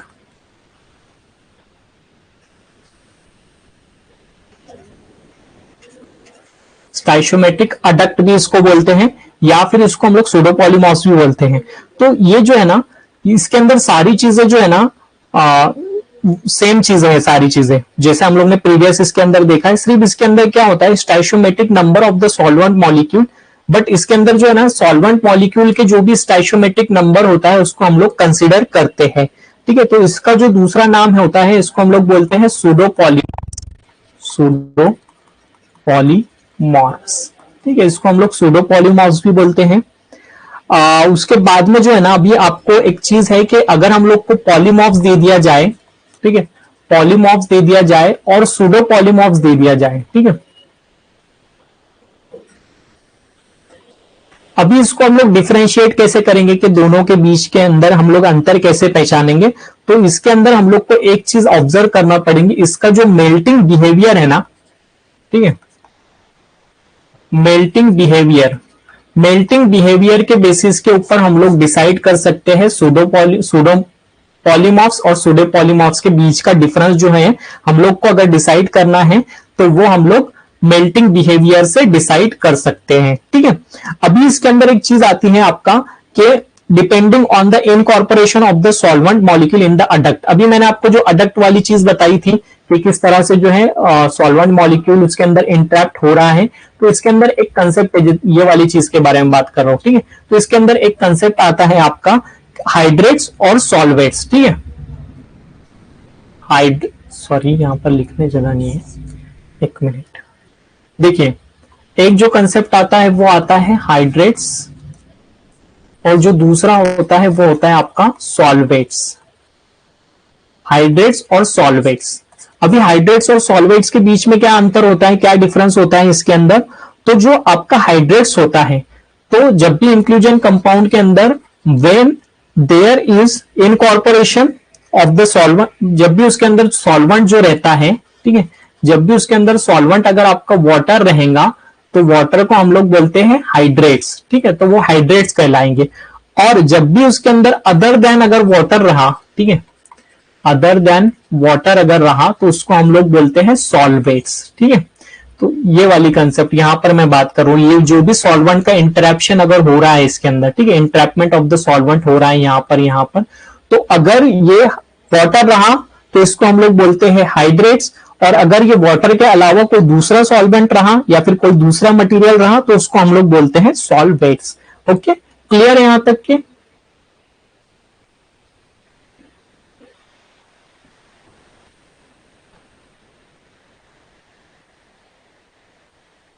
क्लियर है यहां तक के? समझ में आ रहा है? थोड़ा बहुत तो समझ में आ रहा है आपको कि ज्यादा डीप में हो जा रहा है?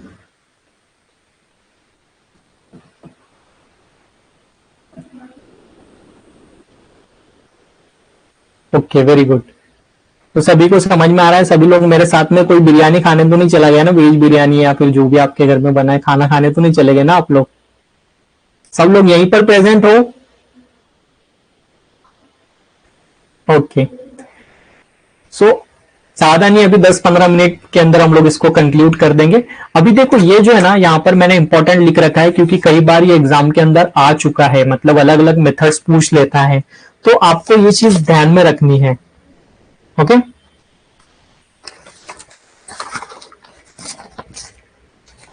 तो मेथड फॉर एनालाइजिंग पॉलीमॉर्फ्स, अभी पॉलीमॉर्फ्स को हम लोग को अगर एनालाइज करना रहा, अगर हम लोग को उसको डिफरेंशिएट करना रहा, तो कौन सी मेथड्स हम लोग यूज करते हैं? तो जो सबसे पहली मेथड जो होती है वो होती है ऑप्टिकल क्रिस्टलोग्राफी। ठीक है, जस्ट आपको मेथड के अंदर डीप में नहीं जाना है कि ऑप्टिकल क्रिस्टलोग्राफी के अंदर कैसे पार्टिकल्स को लेते हैं, देन कौन से पैरामीटर सेट करते हैं, उसके डीप में नहीं जाना है। जस्ट आपको ये है ना लिस्ट बना लेनी है और ये नाम याद रखने हैं। ठीक है, ऑप्टिकल क्रिस्टलोग्राफी एक मेथड है जिससे हम लोग एनालाइज करते हैं पॉलीमॉर्फ्स को, जिससे हम लोग डिफरेंशिएट करते हैं पॉलीमॉर्फ्स को। दूसरी जो मेथड है वो मेथड है आपकी हॉट स्टेज माइक्रोस्कोपी। तीसरी जो मेथड हम लोग ने स्टार्ट में डिस्कस किया, एक्सरे डिफ्रैक्शन मेथड या फिर एक्सरे क्रिस्टलोग्राफी। उसके बाद में जो मेथड है वो है डिफरेंशियल थर्मल एनालिसिस, देन उसके बाद में है डिफरेंशियल स्कैनिंग कैलोरीमेट्रिक, और लास्ट जो मेथड है वो है थर्मोग्रेविमेट्रिक एनालिसिस। अभी इसके अंदर से कोई मेथड अगर छूट रही है क्या, तो एक और मेथड आती है इसके अंदर, सेम करके एक मेथड है। तो आप जब एमफार्म में जाओगे तो इसका काफी इस्तेमाल करना पड़ेगा। एक्चुअल में ये इंस्ट्रूमेंट जल्दी कहीं पर अवेलेबल नहीं होता है, बट टॉप इंस्टीट्यूट से अगर आप करते हो तो सेम टेम वहां पर अवेलेबल होता है। तो सेम के अंदर सेम भी हम लोग यूज करते हैं। सेम का जो फुल फॉर्म है वो है स्कैनिंग इलेक्ट्रॉन माइक्रोस्कोपी। ये वाली मेथड भी हम लोग यूज कर सकते हैं। इसके अलावा हम लोग आईआर भी करवा सकते हैं। आईआर तो आपने किया ही होगा। हाँ यस, मैं आपको लॉन्ग फॉर्म भी बता रहा हूं। तो देखो ये डीटीबी वाला जो है डिफरेंशियल थर्मल एनालिसिस, देन उसके बाद में है डीएससी के अंदर क्या है आपका डिफरेंशियल स्कैनिंग कैलोरीमेट्रिक, टीजीए जो है थर्मोग्रेविमेट्रिक एनालिसिस। ठीक है, 2023 में क्वेश्चन था शायद, मुझे तो याद नहीं आ रहा है, बट हो सकता है नाइपर वगैरह के अंदर पूछ ले, क्योंकि नाइपर के अंदर क्या है मोस्टली जो है ना मॉडर्न टेक्निक के ऊपर उनका ज्यादा फोकस होता है। तो मॉडर्न टेक्निक्स के ऊपर ज्यादा क्वेश्चन आते हैं नाइपर के अंदर। बट अभी कैसा है, ट्रेंड डिफरेंट हो गया है, मतलब अभी आप एनालिसिस भी अगर आप पढ़ोगे तो एनालिसिस के अंदर भी आपको टाइट्रेशन वगैरह क्या है तो वैसा आउटडेटेड हो गया, तो अभी वो लोग उतना पूछते नहीं टाइट्रेशन के बारे में। अभी आपको क्या है, मॉडर्न मेथड के ऊपर थोड़ा ज्यादा फोकस करना है।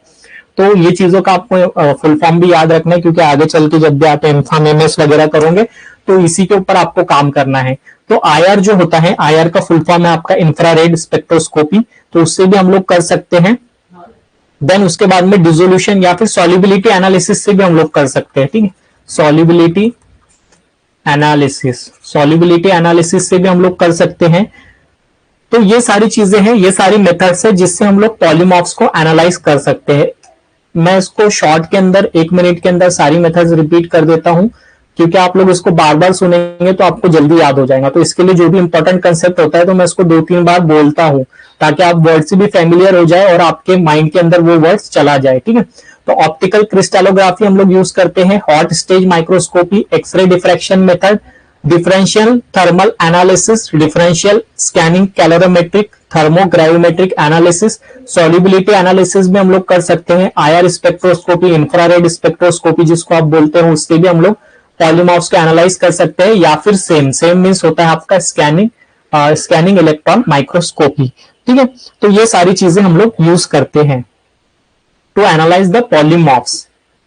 अभी देखिए टाइप्स ऑफ पॉलीमॉर्फ्स हम लोग ने देखा था, जस्ट नाम पढ़ा था हम लोग ने। अभी एक्चुअल के अंदर क्या होता है, तो एक जो कंसेप्ट होता है इसके अंदर इनैंशियोट्रॉपिक और मोनोट्रॉपी, इनैंशियोट्रॉपी और मोनोट्रॉपी। तो इनैंशियोट्रॉपी के अंदर क्या है, when the change of one polymorphic form to the another at a transition temperature is reversible. अभी देखो एक ये पॉलीमॉर्फ है और ये दूसरा पॉलीमॉर्फ है, ठीक है। तो अभी एक टेम्परेचर ऐसा होता है कि जिसके अंदर ये कन्वर्ट होता है, ए वाला जो पॉलीमॉर्फ है वो बी के अंदर कन्वर्ट हो जाता है।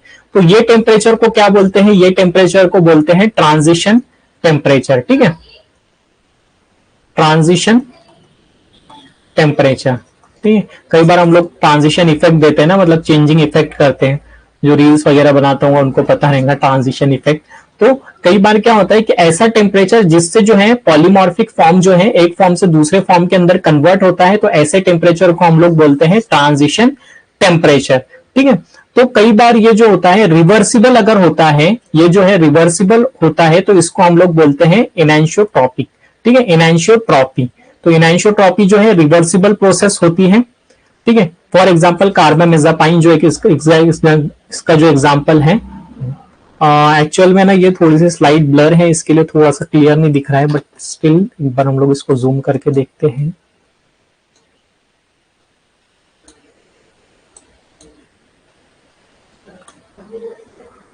ओके, देन मोनोट्रॉपी जो होता है, तो मोनोट्रॉपी क्या होता है कि occurs when one form is stable than the other metastable form. The metastable form changes to the stable form at all the room temperature and change is not reversible. अगर इसके बीच का जो चेंज है वो रिवर्सिबल नहीं होता है तो उसको हम लोग बोलते हैं मोनोट्रॉपी, ठीक है। मोनोट्रॉपी इसके नाम के अंदर ही मोनो मीन्स वन, तो ये एक ही फॉर्म के अंदर रहता है, ये चेंज नहीं होता है कोई भी टेम्परेचर के अंदर, तो इसके लिए हम लोग इसको बोलते हैं मोनोट्रॉपी। एग्जाम्पल क्या है इसके अंदर, एग्जाम्पल आप नहीं भी याद रखोगे तो कोई दिक्कत नहीं, क्लोरामफेनिकॉल पाल्मिटेट एक इसका एग्जाम्पल है, ठीक है। अभी जो है मेन डिफरेंस इनैंशियोट्रॉपी एंड मोनोट्रॉपी के बीच में ये है कि ये जो है रिवर्सिबल फेज ट्रांजिशन है, मतलब ये रिवर्सिबल होता है, ठीक है। जैसे मैंने आपको बताया ए फेज से बी फेज के अंदर जाएगा तो उसको हम लोग बोलते हैं इनैंशियोट्रॉपी। मोनोट्रॉपी जो है वो इरिवर्सिबल है, इरिवर्सिबल मीन्स एक बार हो गया तो फिर वो बनता नहीं है, ठीक। तो इरिवर्सिबल होता है, जैसे एक कांच का ग्लास होता है, एक बार टूट गया तो फिर वो वैसा जुड़ता नहीं है, ठीक है। वैसे हम लोग का दिल भी होता है, एक बार दिल टूट गया तो फिर जुड़ता नहीं है, ठीक है। तो जस्ट एक समझाने के लिए एग्जांपल दे रहा हूं आपको। देन उसके बाद में मेटास्टेबल फॉर्म से स्टेबल फॉर्म के अंदर कन्वर्ट होते रहता है। जो स्टेबल फॉर्म होता है, मतलब जो सबसे ज्यादा स्टेबल होता है उसको हम लोग स्टेबल फॉर्म बोलते हैं, और जो अदर फॉर्म होते हैं उसको हम लोग बोलते हैं मेटास्टेबल फॉर्म। तो मेटास्टेबल से स्टेबल के अंदर कन्वर्ट होता है, स्टेबल से मेटास्टेबल के अंदर कन्वर्ट होते रहता है, इसको हम लोग बोलते हैं इनैंशियोट्रॉपी। मोनोट्रॉपी के अंदर क्या होता है, मेटास्टेबल फॉर्म एक बार स्टेबल के अंदर कन्वर्ट हो गया तो फिर वो वापस नहीं आ सकता है, ठीक है। Transition is endothermic, transition is exothermic. Endothermic exothermic आपको पता है कि एक्सोथर्मिक मींस हीट रिलीज करता है, एंडोथर्मिक मींस हीट को एब्सॉर्ब करता है, ठीक है। तो ये चीज इसके अंदर होती है। अभी हम लोग इसको बैक टू नॉर्मल कर लेते हैं स्लाइड को।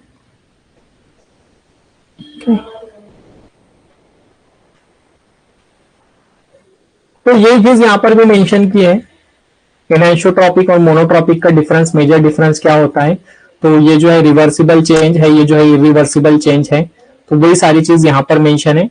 Transition is endothermic heat of fusion rule और transition is exothermic. Higher melting point has the lower heat of fusion, higher melting point has a sorry, ठीक है। तो ये चीज इसके अंदर है। ये लास्ट का पॉइंट शायद इसके अंदर कुछ टाइपिंग मिस्टेक है, तो लास्ट के पॉइंट को आप स्किप कर दीजिए, एज सच इतना इंपॉर्टेंट पॉइंट नहीं है ये। बट आपको ये चीज याद रखना है, मेजर डिफरेंस ये है कि इसके अंदर जो है ना रिवर्सिबल फेज ट्रांजिशन होता है, इसके अंदर जो है इरिवर्सिबल फेज ट्रांजिशन होता है, ठीक है। देन उसके बाद में आते हम लोग, इसको तो जूम करना ही पड़ेगा, फाइन पार्टिकल कैरेक्टराइजेशन के ऊपर हम लोग आते हैं। सो फाइन पार्टिकल कैरेक्टराइजेशन के अंदर particle size, surface morphology, size distribution affect the pharmaceutical parameters. मतलब कोई भी आप फार्मास्यूटिकल का जो भी फॉर्मुलेशन ले रहे हैं तो उसके अंदर पार्टिकल साइज, जो उसका सरफेस का मॉर्फोलॉजी है वो, या फिर साइज डिस्ट्रीब्यूशन, ये हमारे फॉर्मुलेशन को काफी हद तक के अफेक्ट करते हैं, ठीक है। तो effect of particle size distribution on pharmaceutical parameter. अभी हम लोग क्या देखेंगे कि पार्टिकल साइज का क्या क्या इफेक्ट होता है हमारे फार्मास्यूटिकल फॉर्मुलेशन के ऊपर, ठीक है। तो सॉल्युबिलिटी एंड बायो अवेबिलिटी। तो अगर स्मॉलर साइज रहा तो ग्रेटर सरफेस एरिया रहेगा, ठीक है। स्मॉलर साइज रहा तो ग्रेटर सरफेस एरिया रहेगा।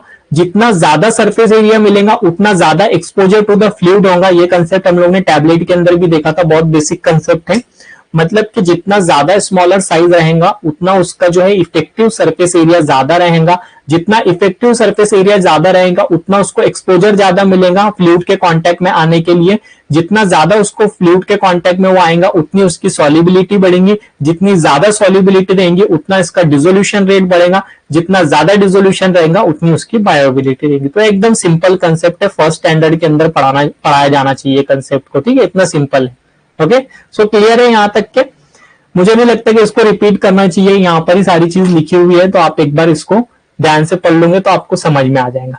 अभी फ्लो प्रॉपर्टी का क्या है? फ्लो प्रॉपर्टी क्या है? पार्टिकल साइज अगर नॉट यूनिफॉर्म है तो decrease in the flow of the drug from the hopper to the die, और ब्रीजिंग और जो भी मैंने रैट होल वाला जो इफेक्ट बताया था वो होगा। उसकी वजह से क्या होगा? वेट वेरिएशन का प्रॉब्लम होगा। फ्लो प्रॉपर्टी भी काफी अफेक्ट करती है हमारे फॉर्मुलेशन को। सेडिमेंटेशन कैसा है? लार्ज पार्टिकल रहा तो सेडिमेंटेशन फास्टर होगा, ठीक है। स्मॉल पार्टिकल रहा तो स्लो सेडिमेंटेशन होगा। देन उसके बाद में पार्टिकल एग्लोमेरेटेशन, तो डिक्रीज इन पार्टिकल साइज तो increase the agglomeration of the particle. Okay, compaction property क्या है? स्मॉल पार्टिकल लो पोरोसिटी, इंक्रीज, जितनी कम पोरोसिटी रहेंगी उतनी उसकी डेंसिटी ज्यादा रहेंगी, उतना उसका कॉम्प्रेसिबिलिटी ज्यादा रहेगा, ठीक है। तो ये बेसिक कंसेप्ट है जो हमारे फॉर्मुलेशन को अफेक्ट करते हैं। देन उसके बाद में यहाँ पर हम लोग, ये फिजिकल फार्मेसी का पार्ट है आपका, तो सेडिमेंटेशन जो हम लोग मेथड यूज करते हैं तो इसके अंदर हम लोग एंडरसन पिपेट या फिर रिकॉर्डिंग बैलेंस का यूज करते हैं। तो इसका जो प्रिंसिपल होता है वो based on the Stokes law होता है, ठीक है। तो rate of the particle sedimentation in a medium is directly proportional to its density and inversely proportional to the viscosity of the medium, ठीक है। तो रेट ऑफ पार्टिकल सेडिमेंटेशन, जितना ज्यादा rate of particle sedimentation in the medium is directly proportional to the density. Means क्या होता है कि जितनी ज्यादा डेंसिटी रहेगी हमारे पार्टिकल की या फिर हमारे मटेरियल की, तो उतना उसका जो है सेडिमेंटेशन जो है हाई रहेगा, ठीक है। और inversely proportional to the viscosity of the medium. Suppose हम लोग किसी मीडियम के अंदर कोई हमारा कंपाउंड डाल रहे हैं, तो मीडियम की अगर विस्कोसिटी अगर ज्यादा रही तो उसका सेडिमेंटेशन कम रहेगा, ठीक है। विस्कोसिटी मींस अगर मीडियम की थिकनेस अगर ज्यादा रही तो धीरे धीरे जो है पार्टिकल सेटल्ड होंगे अंदर, ठीक है। डीएससी, एक्सआरडी, सेम टेम, ये क्या करते हैं? बेसिकली डिटरमाइन करते हैं शेप एंड सरफेस मॉर्फोलॉजी। हम लोग ने सेम वगैरह के बारे में देखा था। तो सेम टेम, एक्सआरडी, डीएससी, जो भी सारी मेथड है वो हम लोग यूज करते हैं to determine the shape and surface morphology. Okay, so ये नाम आपको याद रखना है। देन उसके बाद में यहाँ पर कुछ मेथड है, और ये मेथड हम लोग क्यों यूज करते हैं उसका थोड़ा सा एक शॉर्ट में डिस्क्रिप्शन है। अगर आपको इसको और अच्छे से करना है तो फिजिकल फार्मेसी के अंदर आप रिकॉर्डेड लेक्चर जो है फार्मा अड्डा ऐप के ऊपर ही, वहां पर एक बार इसको देख लेना तो ये कंसेप्ट आपका रिवाइज हो जाएगा। तो यहाँ पर देखिए जो लाइट माइक्रोस्कोप जो हम लोग यूज करते हैं, तो ये क्या देता है हम लोग को, give the two dimensional view of the particle ranging from 0.2 to 100 micrometre. ठीक है, तो लाइट माइक्रोस्कोप हम लोग इसके लिए यूज करते हैं कि हम लोग को टू डायमेंशनल व्यू देता है। पार्टिकल साइज आपको याद रखना है 0.2 टू 100। देन उसके बाद में आता है आपका stream counting device, Coulter counter, HIAC liquid particle counter, Royco instrument, Beckman counter, Malvern particle size and droplet sizer. तो ये सारे जो है इंस्ट्रूमेंट के नाम हैं, शायद हो सकता है ये ब्रांड नेम है क्योंकि यहाँ पर रजिस्टर लिखा है, तो रोइको इंस्ट्रूमेंट वगैरह। तो ये जो सारे इंस्ट्रूमेंट यूज होते हैं, तो इसको हम लोग यूज करते हैं use for the particle volume determination. जब भी हम लोग पार्टिकल का वॉल्यूम डिटरमाइन करते हैं, उसके लिए हम लोग यूज करते हैं इलेक्ट्रिकल रेजिस्टेंस और सेंसिंग मेथड के लिए। मेथड के ऊपर ये काम करता है, लाइट ब्लॉकिंग सेंसिंग मेथड के ऊपर इसका प्रिंसिपल होता है। Then Brownian motion sensing laser diffraction method also known as the proton correlation spectroscopy. तो ये एक नया वर्ड है, इसके भी डीप में नहीं जाना है, जस्ट आपको एक वर्ड याद रखना है कि प्रोटॉन कोरिलेशन स्पेक्ट्रोस्कोपी भी होती है, जिससे हम लोग क्या करते हैं, ब्राउनियन मोशन को सेंस करते हैं लेजर डिफ्रैक्शन मेथड की मदद से। ठीक है, देन उसके बाद में हम लोग सीओ एनालिसिस कब करते हैं, जब हम लोग को साइज डिस्ट्रीब्यूशन अगर हम लोग जब डिटरमाइन करते हैं, तो उसके लिए हम लोग सीओ एनालिसिस करते हैं। एयर परमेबिलिटी मेथड हम लोग जब एयर परमेबिलिटी मेथड हम लोग ने जब सरफेस एरिया का डिटर्मिनेशन एक पॉइंट देखा था, तो उसके अंदर हम लोग एयर परमेबिलिटी मेथड यूज करते हैं। तो air permeability method is use for the surface area determination. ठीक है, तो ये की पॉइंट्स आपको याद रखने हैं, जस्ट इसके आपको डीप में नहीं जाना है कि कैसे करते हैं, क्यों करते हैं, कितना टाइम लगता है, ये आपको ध्यान में नहीं रखना है। जस्ट आपको वर्ड ध्यान में रखना है कि हाँ काउंटर क्यों यूज करते हैं, तो पार्टिकल का साइज डिटर्मिनेशन के लिए यूज करते हैं। लाइट माइक्रोस्कोप से हम लोग को टू डायमेंशनल व्यू के बारे में पता चलता है। तो जस्ट आपने इतना भी याद रखा तो it is more than sufficient. For example अगर आपको एग्जाम के अंदर क्वेश्चन आ जाएगा कि how we determine the shape and surface morphology, और यहाँ से अगर एक ऑप्शन दिया रहा है XRD वगैरह, तो आपको उसको टिक करना रहेगा। तो ये चीज आपको ध्यान में रखनी है। देन उसके बाद में हम लोग देखते हैं, just wait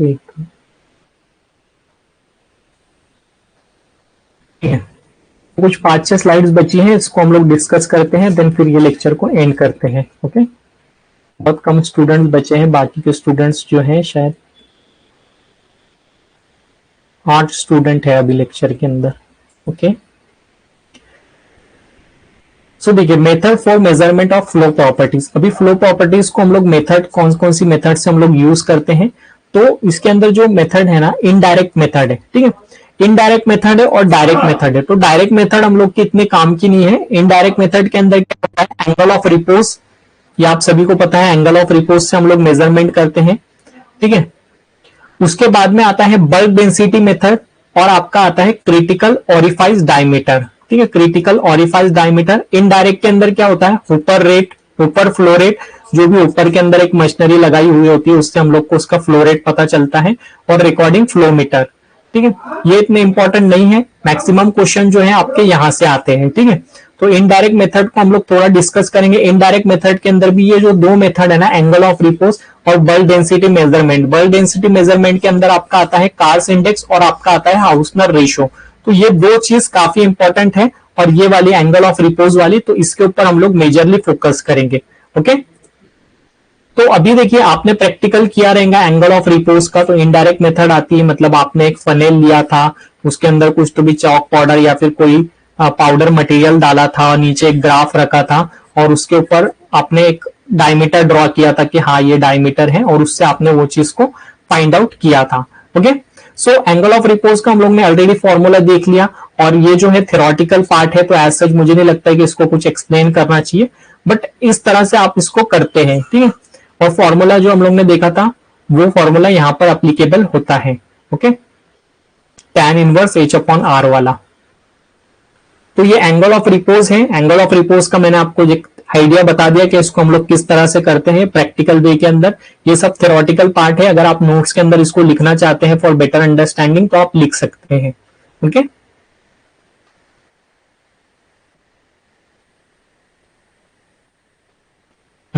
angle of repose अगर आपका लेस देन अगर 20 रहा तो वो एक्सीलेंट होता है। लास्ट स्लाइड के अंदर भी हम लोग ने देखा, तो यहाँ पर हम लोग का रिवीजन हो जा रहा है।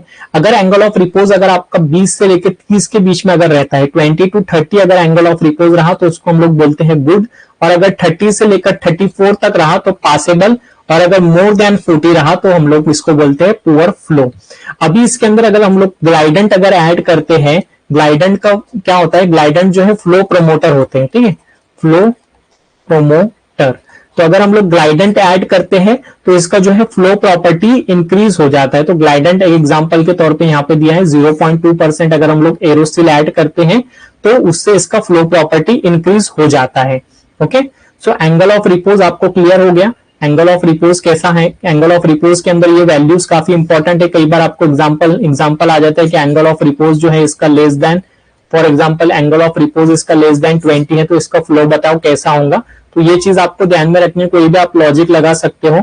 जैसे जैसे एंगल ऑफ रिपोज बढ़ रहा है, एक इसके अंदर मैं आपको एक कंसेप्ट बता देता हूं कि जैसे जैसे एंगल ऑफ रिपोज अगर बढ़ रहा है, ठीक है,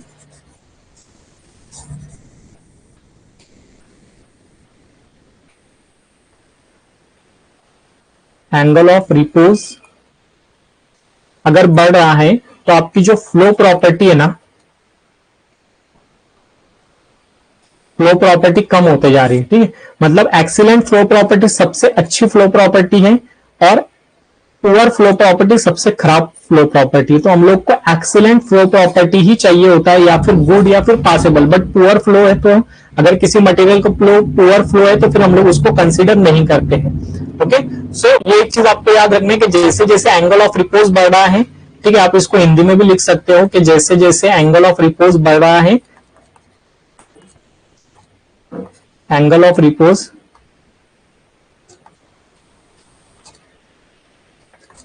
बढ़ रहा है, फ्लो प्रॉपर्टी घट रही है, ठीक है। तो एक कंसेप्चुअल आपको समझने के लिए सही रहेगा, तो इस तरह से आप इसके अंदर लॉजिक लगा सकते हैं। ओके, देन उसके बाद में आता है आपका डेंसिटी मेजरमेंट। तो डेंसिटी मेजरमेंट के अंदर क्या करते हैं, डेंसिटी मेजरमेंट के अंदर जो है आपका टैप डेंसिटी और ग्रैनुलर डेंसिटी। तो टैप डेंसिटी हम लोग मोस्टली फॉलो करते हैं, बल्क डेंसिटी, टैप डेंसिटी और ग्रैनुलर डेंसिटी। तो बल्क डेंसिटी हम लोग कैसे फाइंड आउट करते हैं, bulk powder is sued through the 40 mesh screen. 40 mesh screen की हम लोग को सीव लेना पड़ेगी, चन्नी लेना पड़ेगी। उसके अंदर it is weighted and poured into a graduated cylinder via the large funnel.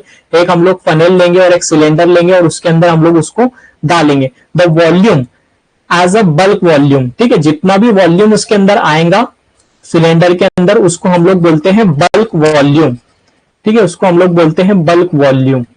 तो ये बल्क वॉल्यूम जो है हम लोग सिंपली निकाल लेते हैं। बल्क वॉल्यूम के अंदर हम लोग बल्क डेंसिटी भी निकाल लेते हैं। Bulk volume divided by the weight of powder is equal to bulk density. Then उसके बाद में हम लोग टैप डेंसिटी कैसे फाइंड आउट करते हैं, तो टैप डेंसिटी के अंदर क्या करना है, आपको वही सीव लेना है, उसके अंदर 40 मेश का सीव लेना है। उसके बाद में weight is taken and poured into a graduated cylinder.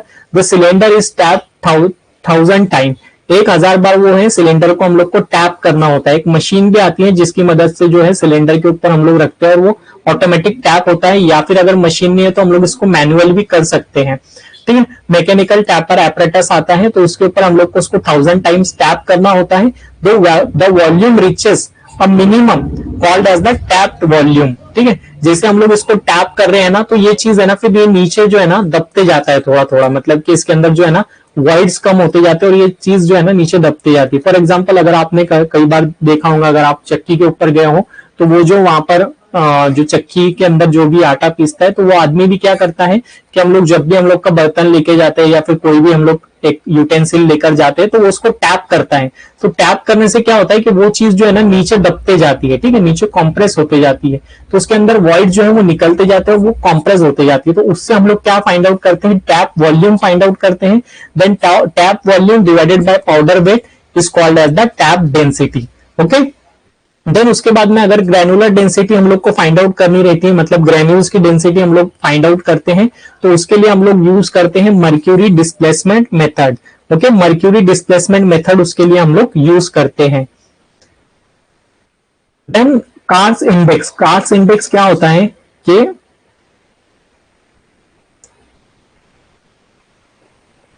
Cars index क्या होता है कि tap density minus bulk density divided by tap density into 100, ठीक है। तो इससे हम लोग कार्स इंडेक्स फाइंड आउट करते हैं। A volume of powder is filled into a graduated glass cylinder and repeatedly tap to for a known duration. तो tap density का फॉर्मूला क्या है, tap density minus bulk density divided by tap density into 100।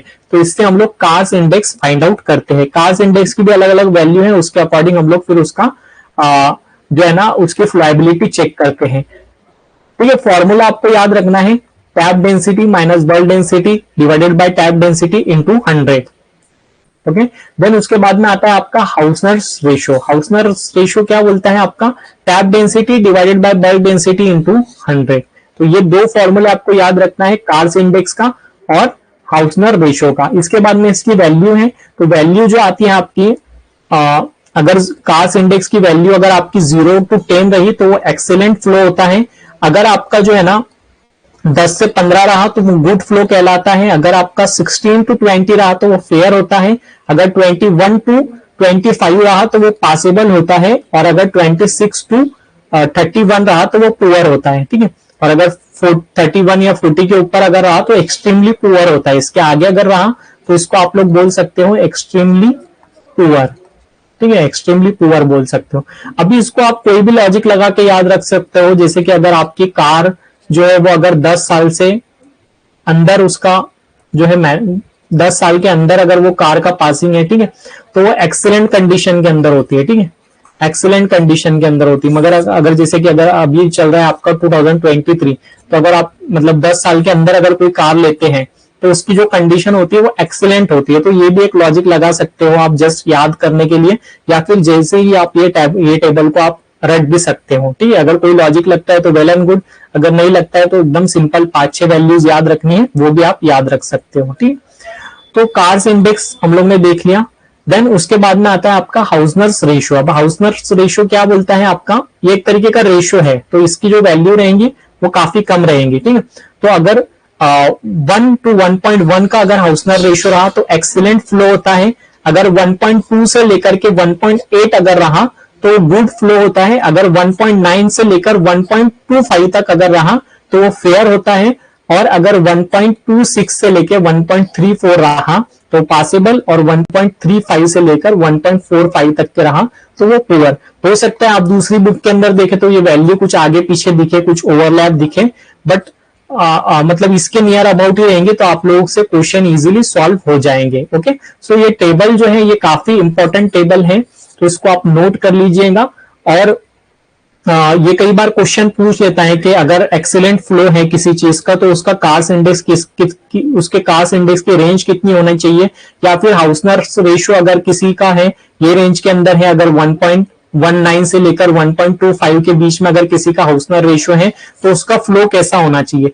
तो ये सारी चीजें आपको याद रखना है। इसके अंदर भी सेम लॉजिक लग रहा है कि जैसे कार्स इंडेक्स अगर बढ़ रहा है, ठीक है, कार्स इंडेक्स अगर बढ़ रहा है तो फ्लोएबिलिटी जो है कम हो रही है, ठीक है। कार्स इंडेक्स बढ़ रहा है तो फ्लोएबिलिटी क्या हो रही है, कम हो रही है, ठीक है, फ्लोएबिलिटी कम हो रही है। तो ये भी कंसेप्ट यहाँ पर लग सकता है।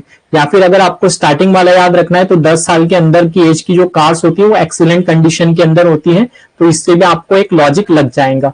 ओके, फॉर्मूला आपको याद रख लेना है, कार्स इंडेक्स का क्या है, tap density minus bulk density divided by tap density into 100। Hausner ratio का tap density divided by bulk density into 100। Okay, then ये वाला टेबल काफी इंपॉर्टेंट है, तो ये भी आपको याद रखना है। देन ये कुछ टर्मिनोलॉजीज है रिगार्डिंग द कॉम्प्रेशन प्रॉपर्टीज, इतने इंपॉर्टेंट नहीं है बट टर्मिनोलॉजीज है, हम लोग जस्ट देख लेते हैं। तो इसके अंदर है compaction, compression, consolidation, plasticity, elasticity, fragmentability, ठीक है, फ्रेगमेंटेबिलिटी। तो कॉम्पैक्शन क्या होता है, compaction is the process in which the materials are subjected to the some level of mechanical force. अगर हम लोग मटेरियल को कुछ लेवल का मैकेनिकल फोर्स दे रहे हैं तो इसको हम लोग बोलते हैं कॉम्पैक्शन। देन कॉम्प्रेशन, कॉम्प्रेशन क्या होता है, compression is the reduction in the bulk volume of the material as a result of the displacement of the gaseous phase due to the compaction। अभी compaction के बाद में क्या होता है कि bulk volume के अंदर कुछ रिडक्शन होता है, तो वो रिडक्शन को हम लोग बोलते हैं compression। आप लोगों ने देखा है ना कि कई बार हम लोग क्या करते हैं, पीडीएफ की साइज को कॉम्प्रेस करते हैं, मतलब उसको हम लोग रिड्यूस करते हैं। तो उसी तरह से यहाँ पर भी जो है ना बल्क वॉल्यूम को अगर हम लोग रिड्यूस कर रहे हैं तो उसको हम लोग बोलते हैं compression. Okay, then consolidation. Consolidation के अंदर क्या होता है? Consolidation is an increase in the mechanical strain of a material resulting from the particle particle interaction. ठीक है, मतलब कि कंसोलिडेशन के अंदर हम लोग क्या करते हैं? इंक्रीज करते हैं मैकेनिकल स्ट्रेंथ को। ठीक है, as a degree of the compression increases mechanical strength is also increases. Example hardness, compress material increases. Okay, तो इसके अंदर जस्ट आपको एक कीवर्ड याद रखना है कि increase in the mechanical strength. Okay, तो देखिए यहाँ पर टैबलेट प्रोग्रेशन के अंदर भी ये वर्क करती है दोनों चीजें, कॉम्प्रेशन एंड कॉम्पैक्शन। तो कॉम्पैक्शन के अंदर क्या होता है? मैकेनिकल स्ट्रेंथ इंक्रीज होती है। कॉम्प्रेशन के अंदर क्या होता है? बल्क वॉल्यूम कम होता है। तो दोनों जो है ना सेम साउंड करते हैं, इसी वजह से जो है मैक्सिमम लोगों को इसके अंदर कंफ्यूजन होता है। तो आपको दोनों टर्मिनोलॉजीज अलग अलग है, दोनों को अलग से समझना है। ओके, देन उसके बाद में आता है आपका प्लास्टिसिटी। अभी प्लास्टिसिटी क्या होता है आपका? Plasticity refer to a permanent deformation. Permanent deformation, जैसे कि वॉल के ऊपर आपका प्लास्टर हुआ होता है नया नया, और उसके अंदर जाकर के आप अगर अपना हाथ लगा देते हो तो परमानेंट वहां पर छप जाता है। ठीक है, तो वो क्या हो जाता है? परमानेंट डिफॉर्मेशन हो जाता है। तो वर्ड के अंदर ही उसका मतलब है। तो प्लास्टिसिटी हम लोग किसको बोलते हैं? कि परमानेंट डिफॉर्मेशन अगर किसी चीज का होता है तो उसको हम लोग बोलते हैं प्लास्टिसिटी। इलास्टिसिटी किसको बोलते हैं? Temporary deformation. जैसे इलास्टिक मटेरियल होता है ना, जैसे आप लोग रबर बैंड वगैरह यूज करते हैं, तो उसको क्या करते हैं? स्ट्रेच करते हैं, स्ट्रेच करने के बाद में जैसे हम लोग उसका फोर्स रिलीज करते हैं वापस अपनी पोजीशन के ऊपर आ जाता है। तो वो क्या होता है? इलास्टिसिटी उसके अंदर होती है। तो इसकी वजह से जो है उसको हम लोग इलास्टिक मटेरियल बोलते हैं। ठीक है, उसके बाद में आता है आपका फ्रेगमेंटेबिलिटी। फ्रेगमेंटेबिलिटी मतलब क्या होता है? कि कोई भी चीज, मतलब कोई भी चीज को हम लोग स्मॉल फ्रेगमेंट्स के अंदर कन्वर्ट कर रहे हैं, तो वो जो भी उसकी प्रॉपर्टी होती है तो उसको हम लोग बोलते हैं फ्रेगमेंटेबिलिटी। ओके, मतलब ability to fragment. Okay, word के अंदर ही उसका मतलब है fragmentability, ability to fragment. Okay, तो ये चीज इसके अंदर जस्ट ये टर्मिनोलॉजीज थी। तो मतलब आपको एक, जब भी हम लोग ये वर्ड आए तो आपको एक क्लैरिटी मिले इसके बारे में, तो उसके बारे में हम लोग ने अभी देखा इसके अंदर। देन उसके बाद में evaluation of the compaction on the basis of the hardness parameter. तो हिंस एंड इंडेक्स है, तो उन्होंने ये तीन चीजें दी थी। तो बेसिकली जस्ट आपको इसके अंदर कीवर्ड्स याद रखने हैं। स्ट्रेन इंडेक्स क्या होता है? स्ट्रेन इंडेक्स को हम लोग डिनोट करते हैं SI से। तो measure of the internal strains associated with the powder when compacted. अगर आपका जो है हायर SI इंडेक्स रहा तो सॉफ्टर द टैबलेट। ओके, जितना ज्यादा आपका SI इंडेक्स रहा उतनी सॉफ्ट आपकी टैबलेट रहेंगी। Just give me one minute.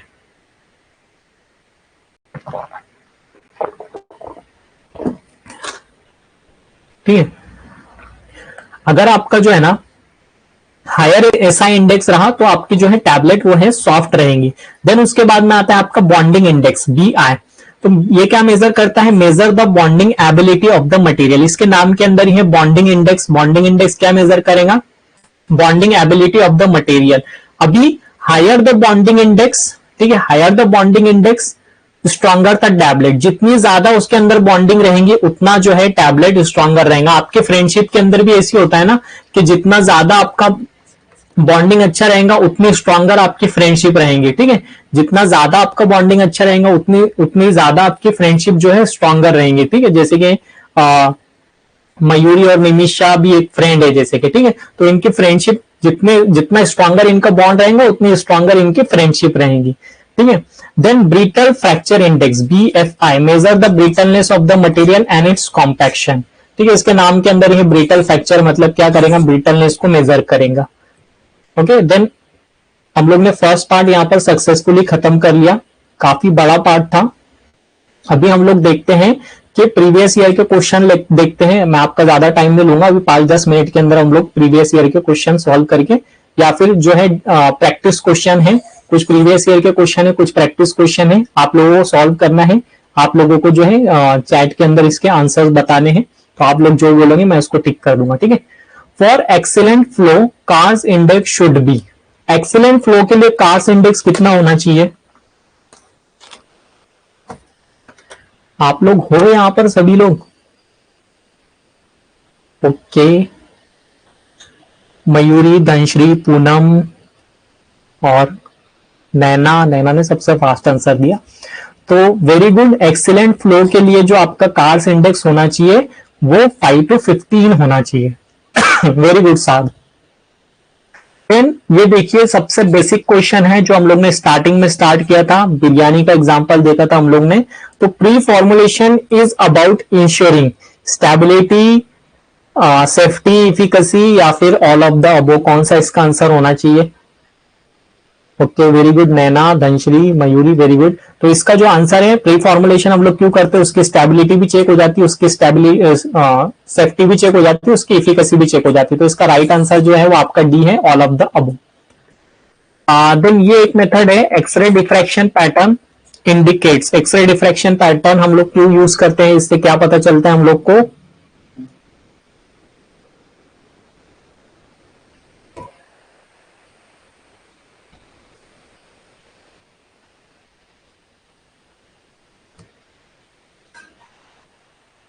Solubility पता चलती है या फिर क्रिस्टलिनिटी पता चलती है? ठीक है, मयूरी ने ए कहा है, मतलब सॉल्युबिलिटी बोल रही है मयूरी, और बाकी के जो बोल रहे हैं वो क्रिस्टलिनिटी बोल रहे हैं। ठीक है, तो दो आंसर जो है बी के फेवर में आए हैं, और बाकी के निमिषा और साद, मुसब, क्या होना चाहिए इसका करेक्ट आंसर? देखिए इसके अंदर एलिमिनेशन मेथड आप लगा सकते हैं, फंक्शनल ग्रुप तो नहीं आएगा, फंक्शनल ग्रुप बेसिकली हम लोग आईआर से डिटेक्ट करते हैं। देन परमेबिलिटी भी नहीं आएगा, अभी दोनों के बीच में कंफ्यूजन है, तो मैक्सिमम लोग जो है वो बी के फेवर में है, बी यानी क्रिस्टलिनिटी। तो ठीक है, बी आप लोग बोल रहे हो तो मैं भी इसको बी टिक कर देता हूं। ओके, राइट आंसर जो है यहां पर बी लिखा हुआ है। देन यहां पर तो बताइए इसका क्या आना चाहिए right answer? Monotropic polymorph can change into another form. Monotropic जो है can change into another form. Reversible, irreversible, does not change, none of the above. एक हिंट मैं आपको देता हूं, मोनोट्रॉपिक, मोनो मीन्स वन, ठीक है, वन मतलब ये एक ही फॉर्म के अंदर रहेगा। तो इसका क्या आंसर होना चाहिए मयूरी? एक ऐसा आंसर होगा इसका। रिवर्सिबल नहीं हो रहा है ना, वो रिवर्सिबल नहीं हो रहा है, मैंने पढ़ा है ना, रिवर्सिबल नहीं हो रहा, वो इरिवर्सिबल होता है, मतलब वो रिवर्स नहीं होता है। ठीक है, मतलब एक बार दिल टूट गया तो टूट गया। ठीक है, एग्जाम्पल ध्यान में रखना चाहिए आपको। तो बाकी के लोगों ने जो आंसर दिया है वो बी आंसर दिया है, तो वेरी गुड, आप लोगों ने यहां से पढ़कर बहुत अच्छा आंसर दिया, इरिवर्सिबल। ठीक है, देन उसके बाद में यहां पर ये देखिए amorphous form shows. Amorphous form का कैसा होता है? गुड सॉल्युबिलिटी होता है या फिर पुअर सॉल्युबिलिटी होता है या फिर लॉन्ग रेंज ऑर्डर या फिर नॉन ऑफ द अबो? क्या होना चाहिए इसके अंदर एमॉर्फस फॉर्म के अंदर? वेरी गुड नैना, ओके, नैना का आंसर है ए।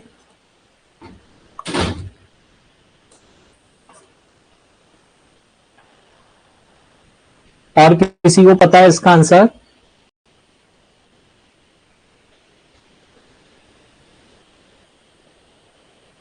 बी, निमिषा बोल रही है कि पुअर सॉल्युबिलिटी होती है।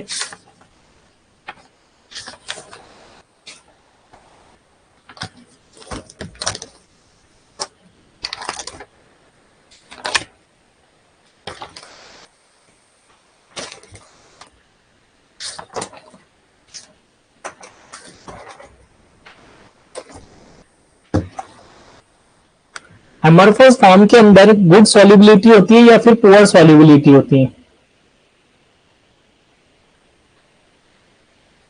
एमॉर्फस फॉर्म के अंदर गुड सॉल्युबिलिटी होती है या फिर पुअर सॉल्युबिलिटी होती है?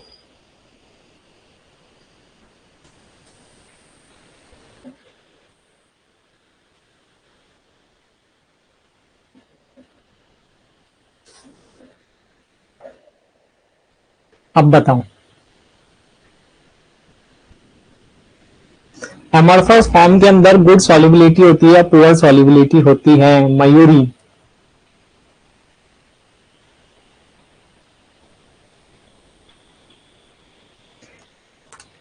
ये यहां पर एमॉर्फस फॉर्म है, यहां पर क्रिस्टलाइन फॉर्म है, इसको मैंने उसके अंदर भी एक्सप्लेन किया था, बट स्टिल आपको कुछ कंफ्यूजन है तो उसके लिए मैं यहां पर एक बार फिर से इसको एक्सप्लेन कर देता हूं।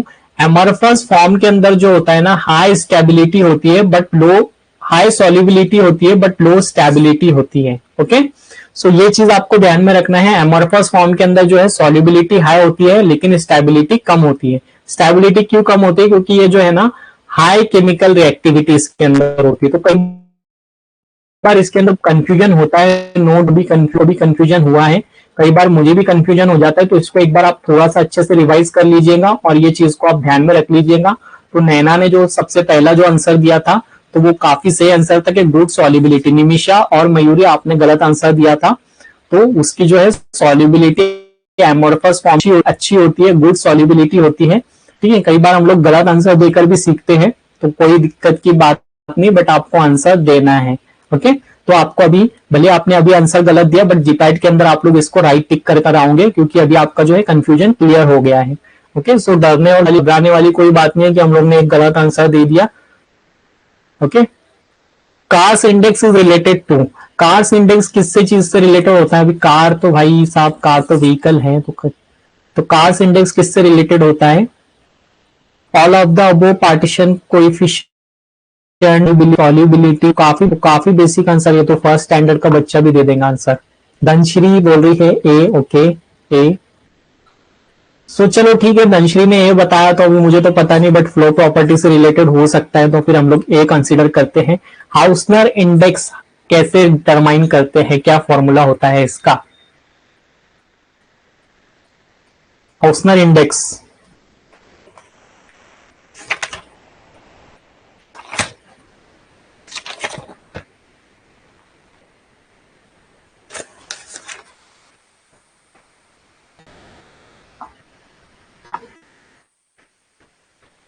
हाउसनर इंडेक्स कैसे फाइंड आउट करते हैं? Tap density divided by pour density. Okay, very good.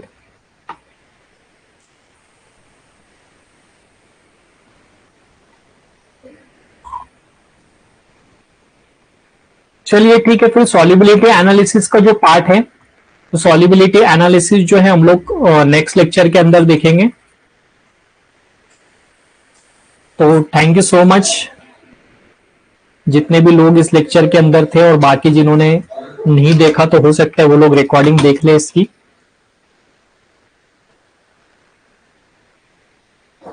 Okay, so thank you so much for your time. Poonam, समीक्षा, निमिषा, मयूरी, नैना, धनश्री, साद। तो हम लोग नेक्स्ट लेक्चर के अंदर मिलते हैं, तब तक आप इसका जो है रिवीजन करते रहिए, और जो भी आपको कंफ्यूजन है तो एक बार आप व्हाट्सएप ग्रुप के अंदर इसके बारे में पूछ सकते हैं, और प्रीवियस ईयर के क्वेश्चन पेपर सॉल्व करने की कोशिश करो इससे related. Okay, so good night, take care, bye bye.